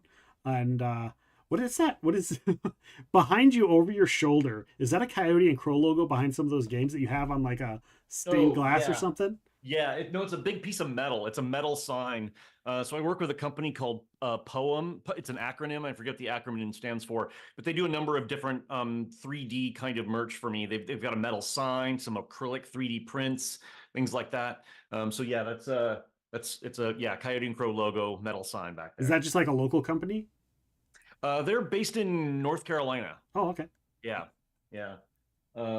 And then some of the awards and some of the other games I've made and some of the accessories and my little Coyote and Crow shrine basically. Nice. That's awesome. How was your Gen Con, by the way? Did you do anything? What did you do at Gen Con? Let's talk about Gen Con. So Gen Con hot off of Gen Con yesterday. Yes. So Gen Con happened for me sort of not quite last minute, but it was sort of sudden. I wasn't expecting on going. A friend of mine managed to swing a room for me, so I booked a flight. And to be honest, I think I find cons a little overwhelming, especially when I'm having to demo or play test. I tend to lose my voice after a couple of days. Yeah. So I really only plan to go from Wednesday night, which was the Diana Jones Award ceremony, through Saturday afternoon. And basically it was my first day there was just a couple of parties and then the Diana Jones Award and being able to hand that off to the United Paizo Workers Union, which was amazing and I loved it. And then the Thursday and Friday were just a lot of meetings and then doing game demos in the BIPOC Lounge, which was fantastic because it's so much more of a quiet space. You can actually speak to people across the table without having to yell. You can give full game demos. So that was fantastic. And then, Saturday morning before I left, I think I mentioned that I got to have breakfast with one of your previous guests, James Lauder, who's been I didn't realize that he'd been such a fan of mine. We'd been sort of casual acquaintances online, but and we'd spoken a few times before. But it was fantastic to have a breakfast with him before I left for the airport. We just talked for a couple hours about about everything. I mean, he's been in this industry for years and is just a fountain of information and just such a really, really nice guy. Yeah. So I got in and got out pretty quickly, but honestly, considering they broke attendance records this year at 71,000, I'm kind of glad that I got out of there fast. I was a little beat by the time I got home. It was a very long day. Yeah. All of my flights were delayed. Everything was a mess, but everybody's flights have been delayed. Yeah. Did Coyote and Crow have, other than, obviously you were there, but did you guys have a booth there? Did you have other people there? Did you have a shop? Any representation, demos, nothing? Yeah, so we have a number of organized play games. So we have an official organized play group called Akanana Circle. And so we had somebody there running some games. Some other groups ran some Coyote and Crow games as well. But I have not had a booth there. Frankly, it's so prohibitively expensive now. We were just talking, some industry friends of mine, publisher friends of mine, and I were talking about the fact that now they're charging $1.80 per pound on drayage. And if you're not familiar with drayage, it's the amount that the receiving entity, in this case, the Gen Con Convention Center, the Indiana Convention Center there, it's the amount they charge per pound to offload your inventory, your books, whatever it is you're selling, from the truck to the convention floor. So $1.80 per pound means that to offload it from the truck to the booth for one single copy of Coyote and Crow would be $9. It's $9 to bring a single book from the truck to my booth. That's insane. Like, that's not the shipping from the warehouse to Gen Con. Yeah. That's just from the truck. That's to not the paying convention. the people that are working at the booth. That's not, none of that. Correct. There's just no way that I could ever make money on it. And the last Gen Con I tried to have a booth at, I had the person who was running it completely flake out on me, and I was out about $9,000. And I can't afford those kind of financial hits. Like, it might seem impressive that I did $1 million on Kickstarter, but that doesn't mean I'm sitting around with $1 million in my bank account. No, it's all, because a lot of that is into the production of what they ordered, right? Exactly. Not to mention a 6-figure tax bill and everything else that goes along with that. I'm literally the sole full-time employee in my company. I work with a lot of other folks, but they're all part-time or freelancers. And so, yeah, I don't know how anybody affords Gen Con, frankly. And that was my problem. Oh. It was like the flight to get there, the Yeah. hotel room to stay Yeah. there. Then you have to worry about food.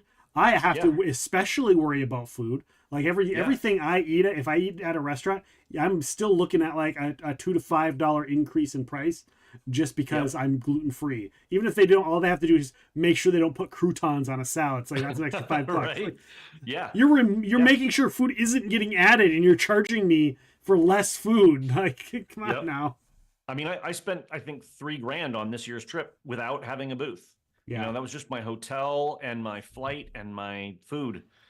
Do you think that and obviously like some of it is just like having a vacation, right? You're getting a hotel, you're staying at a Sure. place, you're hanging Yeah. out and doing stuff, you're getting food. All of that aside from the cost, do you think that it was still worth it for the contacts you made, the people you met and chatted with? Absolutely. Yeah, this was a great one this year because I met so many folks who had important things to say to me, whether it was other publishers, game designers. I had some really great conversations that I think are gonna they've started conversations that are going to continue over the next year that are really going to change kind of the course of Coyote and Crow games. And I wish I could say more right now, but I think there's going to be some fundamental changes about how I'm doing business over the next year that are going to come out of those conversations. So I'm really pleased I went. That's good. That's good. Hello, welcome on in, Supernatural Writer. Thanks for being here. Appreciate you. Supernatural Writer is a writer as well. So about supernatural things. Well, she's a fan of the TV show Supernatural. Oh, gotcha. I don't know if you're a fan of that All right. show or not. I am. It's one of those ones that like it's sort of like Buffy. It's like there's a whole army of fandom and so much content out there that I've never dived in. I think we watched the first like 5 seasons. We watched them, and my wife was a bigger fan of me than me. But I like the topic. I like the subject. I like the representation. But like a lot of shows, and it's not the only one that does it. Supernatural did it. Arrow did it. Flash did it. Just there's so many shows of the era do this thing where this is the major flaw of your main character or characters. And usually it's keeping secrets and lying about the secrets they're keeping. And then at the end of the season, they learn that was bad and they shouldn't do that. And then the next season rolls along and that they're doing it again. And so they don't really ever grow or, so by the 5th season, I was like, oh, look, we're lying to our brother again about this secret that we're hiding because we love them, even though they've said for 3, so that was for me. I was like, yeah, I'm done. I don't need to, I don't care how great the shows are.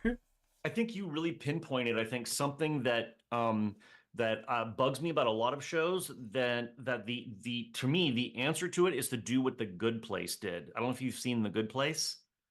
Yeah. That's the one with Kristen Bell? Kristen Bell. Yeah, where she goes, everybody's dead. She's like, So one of the things I love about that show is that each season is a progression on to the next and one. Ted Danson, I think, is in that too. Yeah, Ted Danson's in it. Yep. And that show is like they take a premise for one season, run it through to the end, and then there's a twist at the end, and then the very next season it builds on it, and there is no going backwards. There is no resetting everything. And I think that makes the show, the fact that it's limited to those 4 seasons, I think it's 4 seasons or maybe it's 5, I forget. Either way, when it concludes, there is a very clear arc for all of those characters, and you feel like you've gone on a real true journey with them that has an ending. And I think you don't get to see that enough in shows. Yeah. Or we'll just have to go back to where they're not episodic, where it doesn't matter. Like, this is the episode you get from this episode to this episode, and that's it. Then we get a whole nother episode that is completely unrelated. Yeah. And maybe Its you'll own get a thing. 2-parter. Yep. The old Star Trek The Next Generation, right? Back yeah, to Star Trek The Next Generation, MacGyver, A-Team. Yep. The 80s model of television. The 80s model of television. Yeah. Speaking of which, I was actually really bummed to hear that for quite a while, the guy who did the show Mr. Robot was helming a reboot of Battlestar Galactica for NBC, and they just announced that they pulled the plug on it. So apparently, though, the production company is going to try to find a new home. So maybe they'll go around and shop that around to HBO Max or whoever, Netflix maybe, or somebody will pick it up. I was surprised at how much I liked Battlestar Galactica. I was so resistant. I had a roommate that loved it. You got to watch this. You got to watch this. And it's like, I don't want to watch it. I don't. He pulled kicking and screaming. And then, you know, after about the second season, I'm like, man, Battlestar Galactica is pretty cool. We played the board game, and it's great stuff. And all it's that. Great stuff. Yeah. So yeah, the board game's really good too. It is. We had a friend who was adamantly opposed. They didn't understand the concept of what it meant to be a Cylon. Oh no. And so they knew that they had seen my card, and they're like, "Oh, I saw your card. He's the Cylon." And I was like, "Oh, right, Cylon. You're telling me I'm the Cylon?" Just like that. Like, come on, why don't you get a little bit more be a little bit more ingenuity out of you. That's not the exact phrasing, but it was like, because she was so blatant about it, and it was like, in a game of wits and whatnot. So they all thought that she had done it and threw her in there. She was so pissed at the end of the game. She's like, "But I told the truth. I was telling the truth. I saw your card and I knew. Why wouldn't anyone believe me?" I'm like, because they wanted to believe me. And that's how the game is played. That is the name of the game. And I swear, if she would have monopolied the table if she could have. It's very angry. I had one player who she was like, "I'm going to agree to play this game, but I do not like the hidden roll element." And it turned out she was the Cylon, and she just revealed herself in the first turn and was like, "I don't want to do this. I'm just revealing myself." And then just played the revealed Cylon role for the whole rest of the game. Did she have fun doing it? Because you can do that. I think that's great. She enjoyed that aspect, but it also made it easier for us, the non-Cylons, because we knew we didn't have to deal with a Cylon. So we kind of operated from that perspective that we could trust each other from then on. Yeah, for sure. And I think that I feel like that game actually brought forth a whole genre. Oh yeah. If you've heard the big thing that came up, the big pop culture game Among Us comes out, I'm just like, Among Us is just the Battlestar Galactica board game, guys. Come on now. Absolutely. Among Us and that board game, The Resistance, all those other like hidden trader and hidden role mechanics. I love those games. Yeah, they're a lot of fun. I'm terrible at them, but I love them. What are games that you're playing right now that aren't your own? So the ones I'm playing right now the most are Dune Imperium from Steamforged. I really love that game. The mechanics are on point. My group also loves Wingspan, especially with the Oceania expansion. Oh, I didn't know there was an expansion. Curly Girl, there's an expansion. Yeah, there's a whole bunch of expansions, and the Oceania one to me is the only one that's really worth playing. And then there's one called, you wouldn't think it by looking at the box, but I love it. It's called Creature Comforts from Kids Table Board Games. And it's a engine builder game where you're sort of like collecting cards and you've got to like use resources to buy cards. The mechanics are not necessarily, anything that's going to blow your mind. It's all stuff you've probably seen before. But the theme is just so pleasant. You play, like, every player is a different little woodland critter. You're either like a raccoon or a squirrel or a fox, and you're trying to make your home as cozy as possible before winter comes. So you're collecting resources to do things like a rocking chair, warm socks, board games, hot stew, tea. You're trying to get all these things, and they're worth points. And then at the end of the game, whoever has the coziest home wins. But there's no blocking each other. There's no viciousness in the game. It's one of these games where everybody just kind of has a good time and you feel good afterwards. And what's it called again? It's called Creature Comforts. Creature Comforts. That sounds fun. I'm writing that down. That sounds like a game I would have fun with. Yeah. It's one of those ones that is, I think everybody at the table loves it because it has enough strategy and meat on it that the more gamery folks still like it. But it's also cute and light enough that the folks who aren't hardcore gamers can still find some joy in it. So it's a nice medium ground. Yeah, as far as like kind of cute and fun, there's those games where the game changes and it's like a huge long ongoing game where there's stickers on the board. I forget. Oh, like a legacy style game. Yeah. There's one called Stuffed Fables where you're playing stuffed animals. Oh yeah. That are protected kids. And I've only gotten to play it twice. We own the game and I've only gotten to play it twice, but there's just something great and lovable about that game, where you can play the teddy bear with the sword and defend the sleeping girl from her dreams. You know, it's just such a That's fun great. little game, and That's I don't know great. why, but yeah, I love it. I think you know, don't get me wrong, I love my big giant war games every now and then, but I think there's something to be said for playing games that make you feel good. And Yeah. I think we're starting to see more games like that, more games that have either a cute or a relaxing vibe. And I think gamers need to lean into it. I think we just need to lean into it and enjoy these games a little bit. Yeah. Not take ourselves so seriously. Do you know Seppi Yoon from Fight in a Box? I do not. Fight in a Box games. He bought. I helped him out at Gen Con a couple of years ago, and as a thanks, he got us a board game because he knew me and my wife have chickens, and so he got us a board game called Backyard Chickens. And it is so silly and fun, and that's another one of those where it's just like it's just silly and fun, and you're just collecting points because of the chickens you're raising, and that's it. That's great. That's great. I love it. Have you ever? This is going to be a weird question for you, but have you ever spun dice? Like, have you ever taken like Yes, any kind of like multi-sided you dice do and with a spun them? coin. Yeah, absolutely. So when I was at, God, what show was it at? I want to say it was like the Gamma Trade Show last year. It was maybe about a year ago. Anyway, it was at a convention. This designer had a game, and I can't remember the name of it for the life of me. But basically, you had a sort of a bowl-shaped object, like think of like an upside-down frisbee. And the idea was if there was a set of dice, and you would challenge other players to both spin the dice inside. You would each simultaneously spin a die inside this little bowl thing, and whoever's die stopped first lost.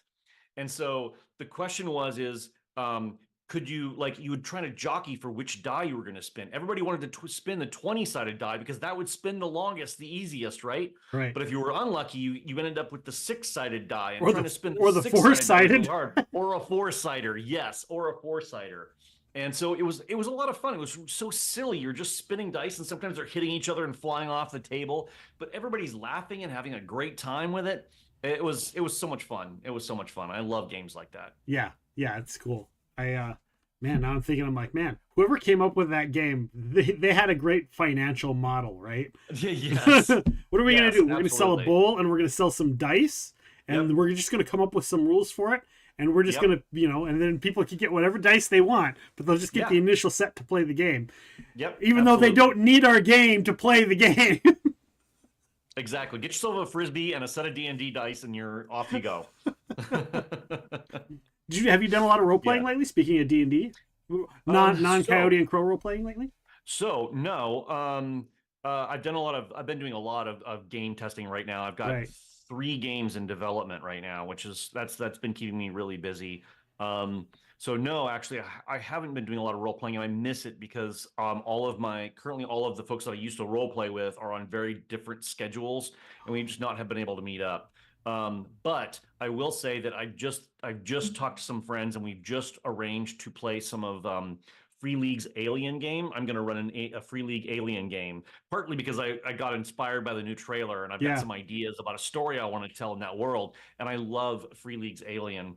And part of me is kind of hoping that I can get some free time and pitch Free League an idea I have for a story I want to write. I want to freelance write for Free League and come up with an alien adventure. We'll see if I can swing that. I would really love to do that. That's kind of my. I'm sure they'd be open to it. They're pretty awesome over there. Yeah. We've been playing their Dragonbane setting lately. Oh, cool. Which has been kind of fun. How was that? It's been fun. It's the system is really nice. It's really simple. It's a little bit different because traditionally when you're rolling die 20s, you want to roll high, but this is completely the opposite, but it makes sense. It kind of gives me, it's some of the things I liked about the mechanics of GURPS without anything that was mechanical about it whatsoever. Wow. Okay. The math is really easy. So like your DC is set by you, like you are your own DC. So you want to roll low so that your DC, you want to raise your skill because you want to roll below it. Oh, sure. And your DC is set by whatever your thing is at. So, if you've got a skill of a 9, you want to roll below a 9 on your die 20. And so that's kind of how it works. And so, you only get to level up so much skills. So straightforward. So, it's really straightforward, and you're never going to go, you're not going to have to worry about math or anything like that. It's like, did I roll below it? Yes, I rolled below it. Great. You're only allowed so much equipment. Everything else is carry weight. I like that. So yeah, and it really has. If you want, you can really lean into the DuckTales feel of it. Nice. Because nice. the Disney cartoon Saturday morning cartoon feel of it. Because they have duck characters, they have the dog type people characters, but then they have like halflings and humans, which are also represented really when you look at some of the characters. So Sure. Yeah, absolutely. That's cool. I love that. yeah, it's fun. All right. Well, that is the end of Potluck, as it were. Tell us. Okay, so we're talking about role playing already, right? We're already on that subject. Yeah. We knew we were going. We also kind of hinted at it a bunch in some of the other topics. That is not the picture that I wanted to get rid of. Boom, there, right there. I got rid of the Coyote and Crow instead of the topics, and I've got your logo down below your name there. Tell us about the Kickstarter.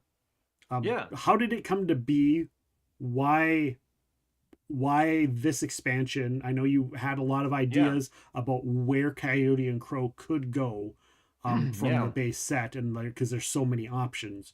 What's in this one, and why did you choose the stuff that's in this book for the expansion? So from the moment I sort of conceived of the game and this sort of alternate future, there was a setting I had in my mind, and it was Ahutiko.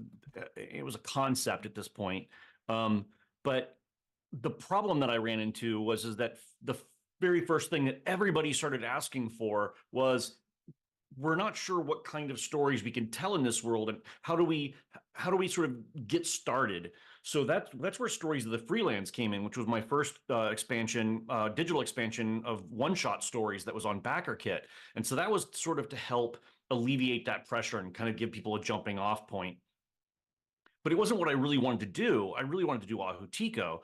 The other thing was that I was getting a lot of pressure from my fellow writers and fans to do expansion books that were for the 5 main fictional nations that are in this world. So you got the Haudenosaunee, you've got the Freelands, you've got the Tiswak Alliance, all these big regional areas, right? And I wanted to do those, and I still want to do those, but I don't have the personal cultural background to write those, and it was going to take a big team to be able to write those. And I had just gotten off doing all this other stuff with big teams, and I was kind of like, I just want to do what my baby, right? I want to do this little baby project that has been in my head the whole time. Yeah. Which is setting it rather than in a large geographical area where you're dealing with a lot of maps and a lot of overarching, macro views.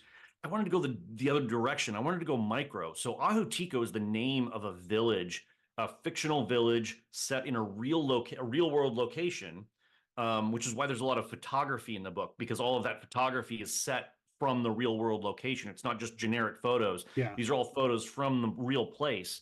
I wanted to set it in this small little village where you get to meet a lot of NPCs, and we are packing this book full of NPCs because, to me, my favorite part of role-playing games, don't get me wrong, I love big combat scenes, but I loved getting into really cool social encounters and meeting really cool NPCs that you would meet again. It was always fine to go into a tavern and meet somebody at a tavern, and they give you a job and you go off and do that job or whatever, right? It was always just a plot device. But I loved it when you got involved in NPCs and they had real depth to them and connections with each other, and there were consequences for those interactions with them. So for me, Ahutiko is this chance to dive into indigenous horror, mystery, suspense, create this really small village that has a deep, dark background with a lot of myth and legends to it, and really layer it over with all these cool NPCs that have a ton of hidden motivations underneath. And so, so it was a chance to go micro. That's what I really wanted to do, was a chance to tell an intimate story. And so that's the reason, actually, also, that we only have a single artist on this project. Jillian Dolan, in the core book, we had almost 50 artists. Right. And that was great. I wanted to present a breadth of indigenous representation from all over the country. But for this, I wanted a single artist because I felt it would help unify this feeling of being in one small town. So it's a very small team on this book.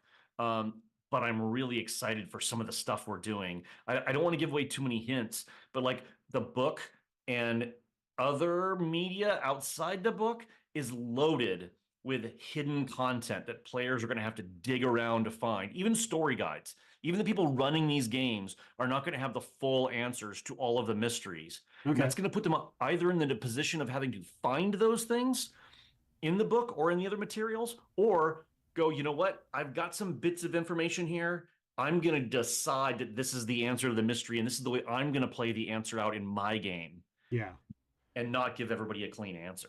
Which is So- kind of what Paizo did for a lot of stuff in their Pathfinder setting too. They just left stuff open ended and been like, "You're Yeah. the GM. That's You your decide." story. That's your story to tell. We know who we know canonically what happened Yeah. and what the backstory is, but we're never going to tell you." Yeah. And then I was like, that kind of sucks, but at the same time, that's also really cool to put Yeah. that in the hands of the players to be like, we're not going to tell you, because that's going to force you to be GMs and like give you these open-ended places Yeah. to create your own stories. The biggest mystery in Ahutiko is who killed this young man named Wicketon, and figuring out who he, what happened to him, and how he died, and why he died, and who did it is, to me, the core of all this. And again, I know who did it, and I will never reveal. I will never confirm, deny, or reveal any little bits of info. Yeah. But I'm going to put a lot of info out there, and if people can find it, we're already starting to drop clues on the Kickstarter page. Yeah, hopefully, I'm excited to see people's theories. Are you still doing the outreach with when people get books and you send books elsewhere? Yeah, we're doing that for both the core book and for Wolves. So on our website, we have a donations and outreach page, and both our board game Wolves. There's still some copies left on Wolves, not as many as there are for the Coyote and Crow book. But yeah, we get contacted every week by libraries and community centers and other public-facing organizations asking for copies of the book. And a lot of cons, too. We're also sending a lot of donations, donation copies off to cons that are doing like charity events, or there's a number of nonprofit organizations that are doing they'll do auctions for indigenous focused materials, Yeah. and we'll donate to those too. So the books are getting out in a what's the word I'm looking for? In an altruistic way, through a lot of formats, through a lot of channels. That's awesome. You want to tell us about some of your stretch goals in the Kickstarter? Yeah. So we just hit our soundtrack, which I'm excited about. We're going to be pulling in. I've got one producer who's doing sort of the overall thing, but then is working on pulling in some other indigenous artists along the way. So it's going to feel like a very atmospheric soundtrack for the whole setting. And we've got a short story coming up who's based. I'm going to be written by me. The short story is about a character who appears in the live action trailer named Gamino Way. Okay. We've got some in-world characters called the Moon Six. We're going to be doing some official character sheets for them because we've had some art for them and some descriptions, but never full character sheets. Those will be free to download. One of the really cool things we're working on is, because this town is set in a real world location in the Pacific Northwest, I wanted to sort of pay homage to the local folks that actually live here and the language they speak. So we're working with a Lushootseed language expert to create a free document that people can download that will help them speak real world Lushootseed languages. We're going to actually have recordings, like QR codes, where people can scan the QR code and hear how the word is spoken from Lushootseed language elders. That's awesome. Yeah, so I'm really excited about that. The one we're coming up on right now is sorely needed, the Roll20 updates. So our Roll20 implementation was really kind of weak. We got in early on their new system, and we were sort of like the beta on their new system, and it didn't really get any upgrades. So our Roll20 system, if we're going to incorporate Ahutiko, I don't want to put a fresh coat of paint on a bad foundation. So we're trying to get enough monies together so that we can go back and just sort of recode all of it and do it right this time with all of the modern updates. And then the last one I think we might be able to hit is the convention grants. I really want to create a fund for natives who want to be able to go to conventions, artists, writers, game designers, but can't quite afford to get there. If I can help them get help them get a badge or a hotel room or a flight or something, that would be really great. Yeah, that's awesome. So I yeah, love that. those are the ones I think we're going to hit. We've got a few more down the line. I don't suspect we're going to hit those, but you never know. Things could take off. Yeah. For the Roll20 implementation, yeah, will it be so if anybody got the previous stuff, it'll just be redone? It'll just upgrade. They can just okay. Because I was like, Yeah, are they gonna have to? Is Roll20 gonna make them go and like order a new No. Coyote and Crow or okay? Yeah, no, they won't have to buy it again. Because It I will know just people are gonna update ask itself. that. Yeah, it will just update itself. So the only thing people are having to buy into right now on Ahutico is the content for Ahutico on Roll20. They'll still have to buy that, but that's separate from the core book materials. So if they already have the core book materials, it'll just upgrade on its own. Awesome. Yeah, and quite honestly, if we don't hit that stretch goal in the Roll20, I may refund the people who have invested in Ahutico on Roll20 or give them the option to change out. Because again, I don't want to implement Ahutico on bad software. Like I don't want to put it out there if it's going to be a crappy experience for people. Yeah. So we'll see how that goes. I suspect we're going to hit that goal though, so I'm not too worried about it. We've got 10 days left, and what about $17,000 to go? I think. Okay. Well, hopefully we can hit that mark for you, and yeah, I'm looking forward to that. Yeah. The I see down here that you have a free RPG day material possibly down the road. Yeah, I really doubt we're going to hit that, but I'm friends with the free RPG guys, and every year they're like, hey, you want to contribute? Hey, you want to contribute? I just haven't had the money because I'm so based on crowdfunding that I would almost have to run a Kickstarter for that. Yeah. Printing off 10,000 copies of anything is really expensive. It I mean, I is. could get away with probably 5,000, but if I'm going to make it worth my time, it's probably going to have to be like 10, and that's just not cheap. No. So hopefully with some of the changes that I've got in mind for this next year, I'll be able to do a free RPG day sooner than later. But Yeah, I hope so too, because I think that also brings a lot of awareness, especially considering how big it's gotten in the last 4 or 5 years. yeah, it really does. And I think it would bring a lot of awareness, because let's be honest, a lot of gamers are really open to what you're doing. And Oh, yeah. they just, it's just one of those things. I always tell people, Just an awareness thing. yeah, I always tell people, like, if they don't know you're there, then it doesn't matter what you do. You could have Steven Yep. Spielberg come and be part of whatever you're doing, and if nobody knows about it, nobody knows about it, right? So, Exactly. Yep. And I just don't have the marketing reach as some of these larger RPG companies, which is, again, part of my plans for this next year. I think sort of fundamentally I need to change, because I feel like even though I've got some incredible fans out there and a great core audience, that core audience is, I think, sort of static. Like I've sort of a fixed number, and reaching beyond those current limits is tough. Especially when you're talking about native audiences. How many natives out there even know what a role-playing game is? Yeah. Let alone Coyote and Crow, right? So me trying to reach those audiences, I'm going to have to branch out a little bit and approach things from a different way. For sure. People, coyoteandcrow.net. It's the website. You can Yep. find all of the stuff there. There's the link to the Kickstarter for Ahutico, a Coyote and Crow expansion on Kickstarter.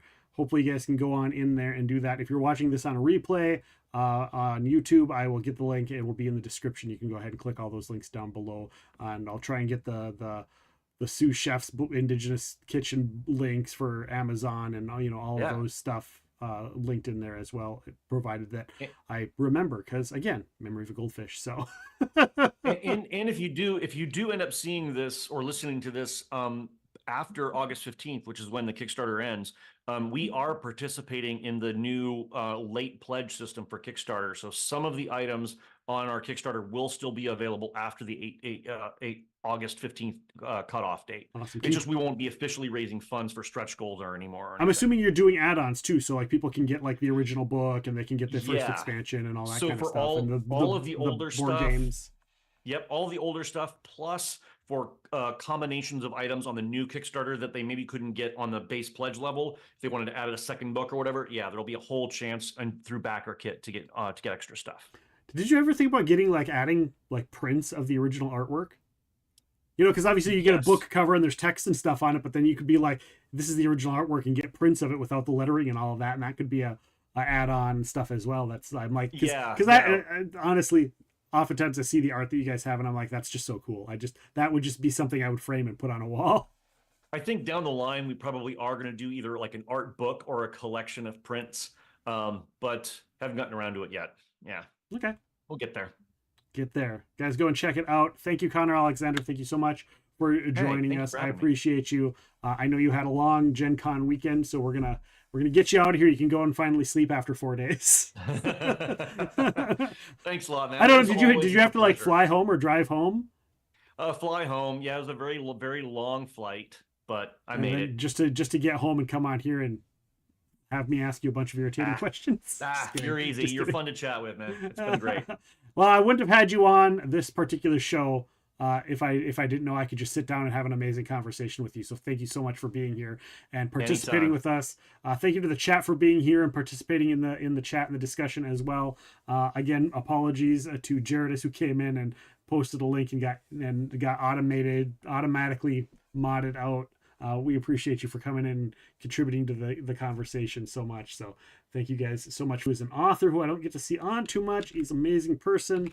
He is, I think he just got affiliated on YouTube not long ago and does a lot of MMORPG reviews and stuff like that. He's currently playing through Baldur's Gate 3. So we're going to go check out our author friend, Redbeard Flynn. Right on over to him. Say hello. Use my radio motes, your radio motes, anybody's radio motes. I don't care. Just represent us. Tell them what we were doing. Tell them we were talking to Connor Alexander about the Coyote and Crow RPG. Thank you guys so much for being here. Take care. Good night, and we will see you tomorrow. See you later, everyone.